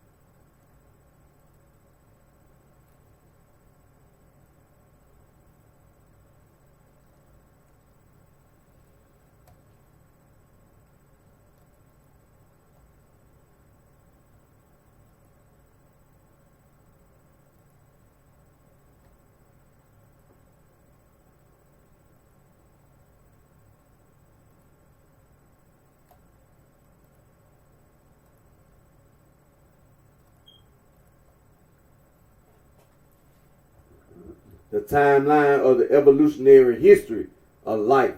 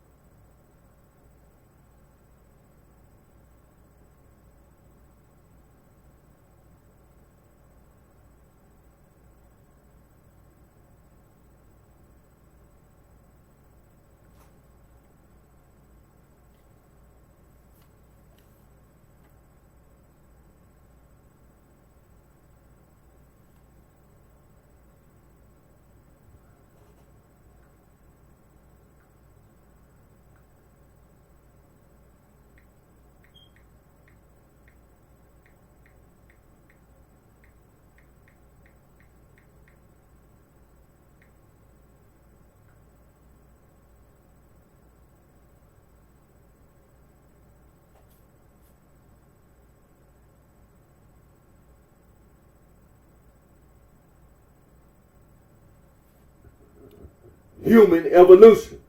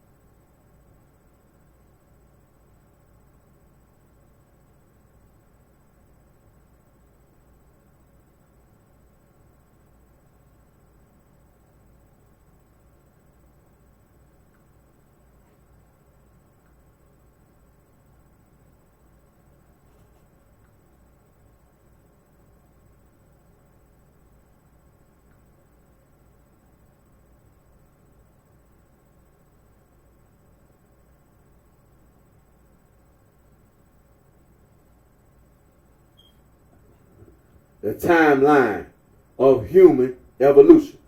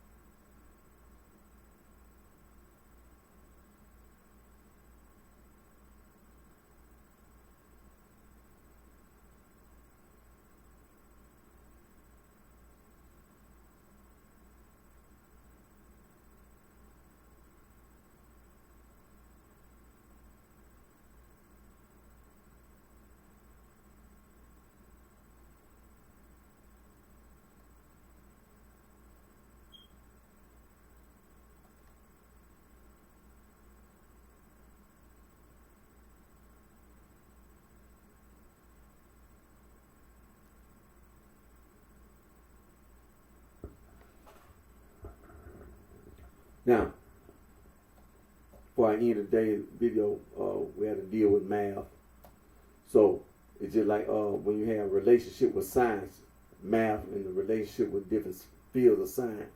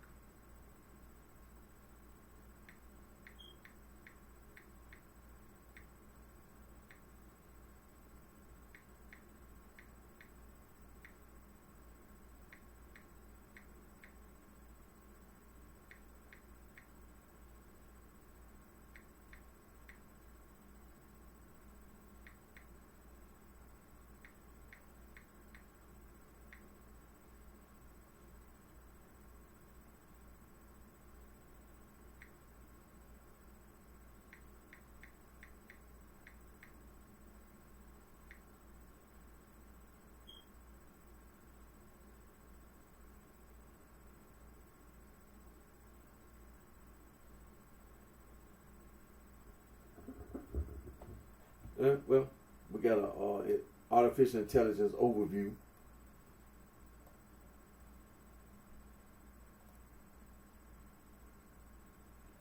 Now, math and life sciences. Math and life sciences involve using mathematical modeling, statistical analysis, and computational tools to understand and predict biological processes and systems, from the behavior of individual cells to the dynamics of entire ecosystems. Key areas of application include population dynamics and ecology, gene analysis and genetics, and understanding disease spread and epidemiology. Core mathematical tools used are calculus, differential equations, probability, and data analysis, which are applied through software like MATLAB to interpret complex biological data and generate quantitative models. Now, how math is used. Modeling biological processes. What time is it? Okay. Mathematics provides the tools to create quantitative representation of biological systems that allows science to simulate their behavior and predict outcomes that might not be obvious through experiments alone. Quantitative analysis. Math enables the precise measurement and analysis of complex biological data, which is essential for understanding intricate systems and extracting meaningful information from large data sets. Problem solving. Math offers a structured, logical approach to breaking down complex biological problems and developing solutions, making it a common language for scientists across disciplines. Now, you have examples of application. Population dynamics. Mathematical models like those involving exponential growth are used to study how populations change over time, a concept crucial in fields such as conservation and ecology. Genetics and DNA. Math is used in gene analysis to reconstruct genetic sequences from random segments and to describe the process of DNA replication using mathematical expressions. Epidemiology. The spread of infectious diseases is studied using calculus and statistical models to understand factors like how a virus transmits and how epidemics develop. Medical devices. Mathematical and statistical principles are foundational to the design and operation of diagnostic equipment such as MRI, EKG, and EEG machines. Key mathematical concepts and tools. Calculus, used to understand how biological systems change over time. Differential equations, essential for modeling complex time-dependent biological phenomena. Statistics and probability, crucial for data analysis, interpreting experimental results, and understanding uncertainty in biological systems. Computational tools, programming languages, and software like MATLAB are used to build and run biological models and analyze large data sets in fields like bioinformatics.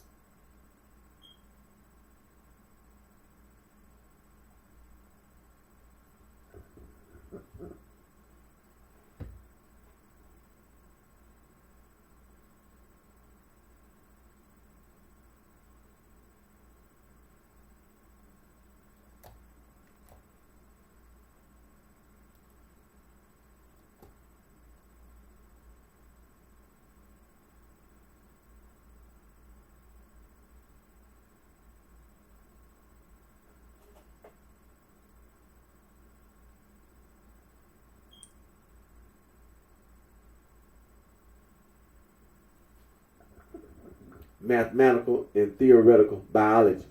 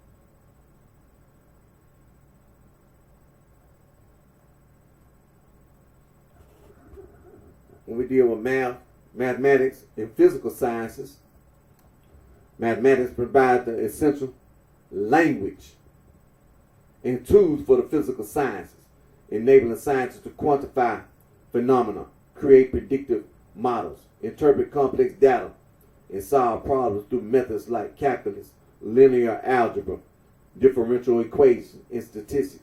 By applying these mathematical principles, physicists, chemists, and other scientists can precisely describe and understand natural phenomena, leading to discoveries and technological advancements. Core mathematical concepts: calculus, fundamental for describing continuous changes in physical systems, include motion, forces, and energy. Linear algebra, essential for quantum mechanics and for working with vector spaces and matrices to analyze multiple variables simultaneously. Differential equations, crucial for modeling dynamic physical systems and for understanding phenomena in fields like classical mechanics and quantum mechanics. Statistics, necessary for analyzing experimental data, interpreting scientific results, and making informed conclusions. Numerical analysis provides a method for finding approximate solutions to mathematical problems that are too complex to solve analytically, bridging the gap between pure theory and practical application. Why mathematics is indispensable. Quantitative analysis. Mathematics allows scientists to express physical phenomena with precision, using quantities and units to provide exact descriptions of natural processes. Modeling and prediction.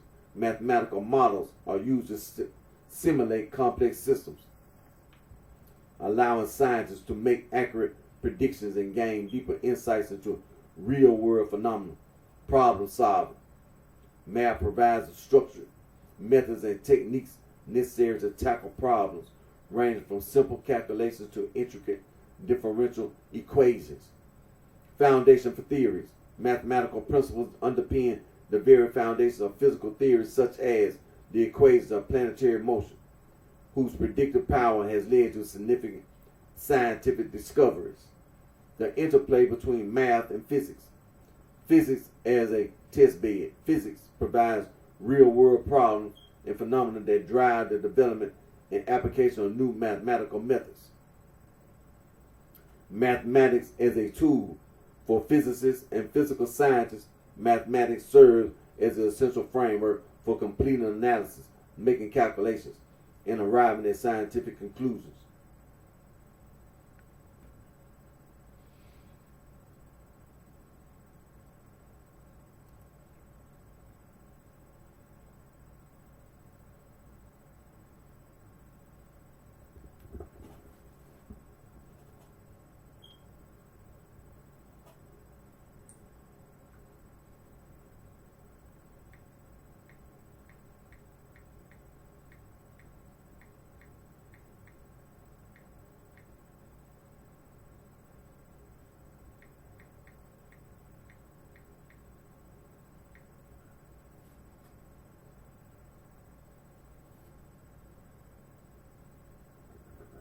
Mathematical physics.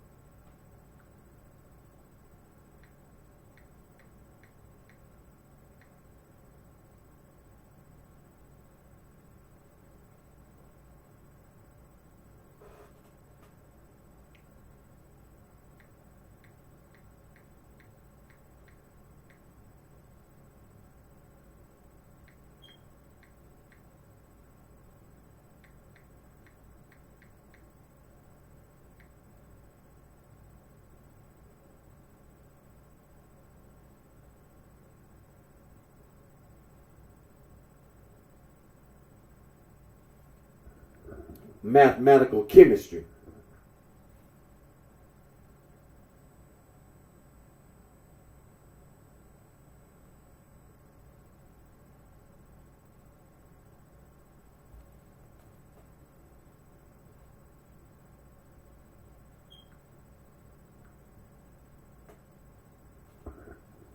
Now, when you're dealing with mathematics, their relationship with the sciences. So there are other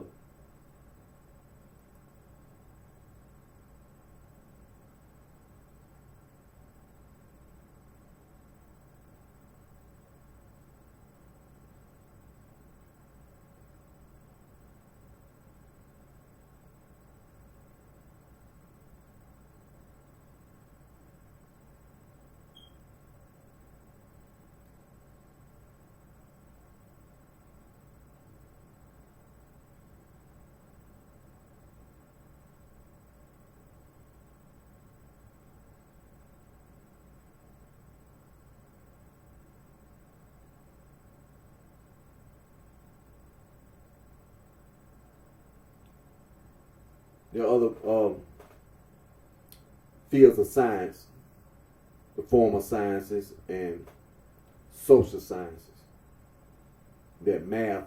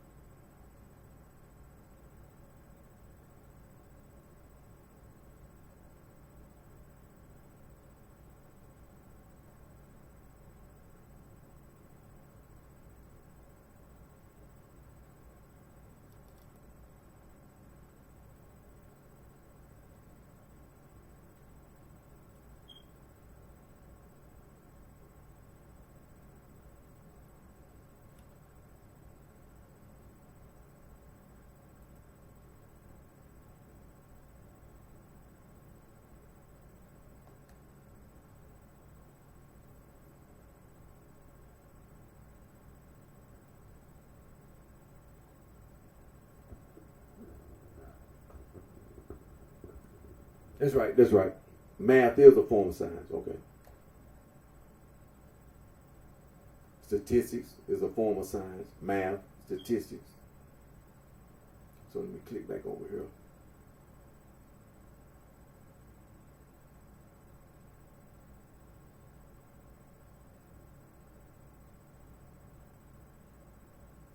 Okay. Yeah. Yeah. Yeah.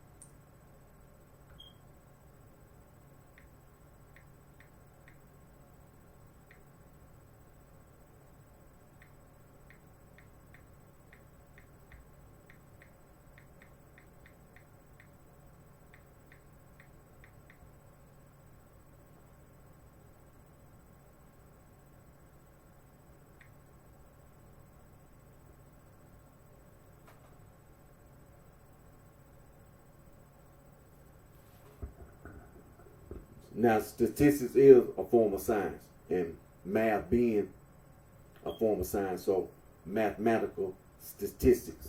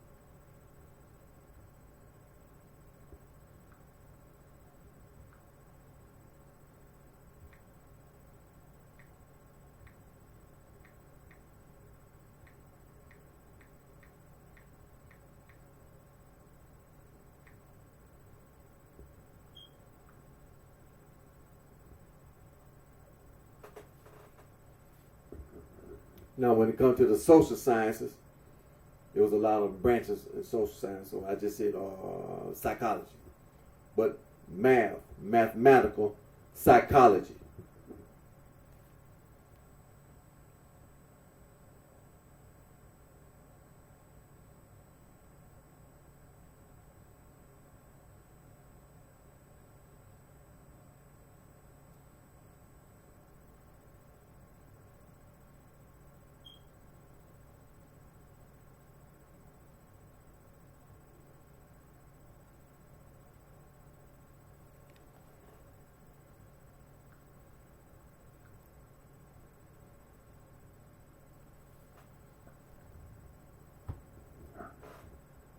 Just want to make sure we don't overlook math in the three branches of science. And three branches of science: formal science, natural sciences, which is physical science and life science. Then you have your social sciences and be like behavioral science. You know how it's called, cognitive and applied. And then you got this like engineering and medical. So, but math, as you can see, math is you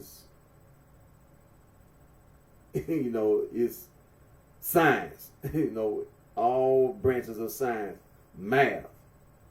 You cannot overlook math. It's not. No, you can't overlook math. Math is science, and science is math. So,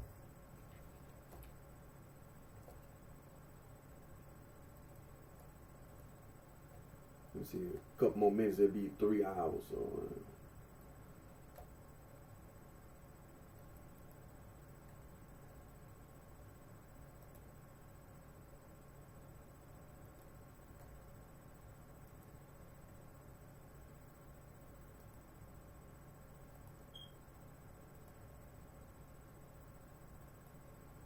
I mean, you know, because it's important.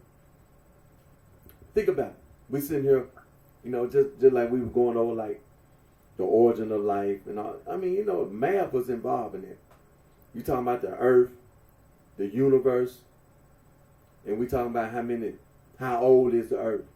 That's math. We talking about time. We're talking about time. So, what you think? You know, and then in the fields of physics and chemistry, you know, like science, life sciences and biology, is math. In order for, you know, to come to conclusions or even to, you know, have some type of model to go by, math. So math is very important. And then we talking about the archaeology and the anthropology. You cannot overlook math. When the scientists made all these discoveries and they use all these, just like when they designed all these products to work, the tools that they work with, you know, math. So that's the point I've been making. While we've been sitting here reading, when I'm looking at the fields of science, I'm already knowing that you need to slow down and go back and make sure that you don't overlook math. Don't overlook math in any field of science. In any field of science, don't overlook math. I mean, you know, it's there. It's don't overlook math. Period. Math. Don't overlook math. We're gonna be talking about prehistoric religion indefinitely. Traditional, ancient African religion indefinitely. You know, I might have to refer back to some of the things, you know, been talking about in the, you know, religion wise, but you know, just go back and review or refer back, but we're gonna be on indefinite because information, and you know there are discoveries all the time. So, you know, when you know you can't go too fast on it because, like I said, math, you can't go too fast anyway. And you know, in order for you to understand, you know, you got to use cognition. You know, you're gonna be some cognition involved. And then when you say cognition in that definition of cognition, language and math is language. See, this is one of the things about in the lower Paleolithic, and then the middle Paleolithic, and then you get to the upper Paleolithic. This is what they were saying about cognition. When you talk about cognition, language, math is language. That's what they're saying about prehistory. There's no written record. There's no written record, period. Including math. Because it's language.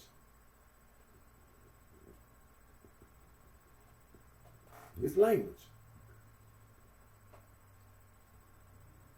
There's no written record. Prehistory. Now we know that archaic human wasn't just sitting still for millions of years. This out of Africa theory, of course, out of Africa 1 and 2. So now archaic human, he moved around, he did things, of course, and of course the climate. He was a hunter-gatherer. Okay, human was a hunter-gatherer. So no, he wasn't sitting around. But when it comes to religion, no, he ain't had a cognition for that. But I'm gonna get ready to end today's video. We're gonna come back on my next video. You know, we're gonna stay on this, and we're gonna just continue. But like I said, don't overlook math. Period. Don't overlook math. Math. Hey, don't run. Get your YouTube video and learn how to do some math. Hey, go online, do you some practice math, whatever. Include myself, you know. Hey, you know. But again, my name is Eric D. Johnson. Also known as BrightShine. I'm right here in the city of Memphis. It's in the county sheriff in the state of Tennessee. Thank my family, my supporters for your continued courage support. And no, don't even. Oh, I know what you think. Like, I'm working on my idea. But you know, the main thing, like I said from the beginning, about having the idea. Hey, give people time. You know, give people a chance to be informed. You ain't gotta be in no rush. You know, you ain't gotta be. And then I'm sitting right here. I ain't going nowhere. I got now from the end of the day video. You know, fix me something to eat and get ready to go to work tomorrow, and then catch the highlights on the football game, whatever, sports and stuff, and Peacock, whatever, you know, and then the rest of the week, go to work, come back home, fall asleep, and then get back, you know, my regular routine, go to work, come back to the house, doze off, get up, and then get ready for the next day. You know, 5 days out of a week. And then the weekend comes, the same thing. So, you know, regular routine. You know. But I'm gonna get ready to end today's video. I'm gonna come back on my next video. And we're gonna pick up right where we left off. And so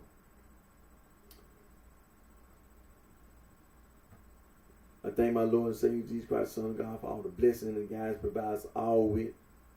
Continue to pray about these natural disasters. You know, I can just say right here in the city of Memphis, you know, the weather, you know, been pretty clear. Clear, but we, you know, everybody don't live in the same location. That's what I'm saying. You know, and you know, natural disasters are just that, a disaster that's happening naturally. And that's what it is, a disaster. You know. And so Pray to my Lord and Savior Jesus Christ, Son of God, to help us with these natural disasters. And continue to pray about wars that are being fought, that the wars will end and we have peace. We as human beings will have peace with each other and be able to build a world where future generations can live peaceably on this earth, in this universe, you know. So, you take care of yourself and wish each and everyone you the very best.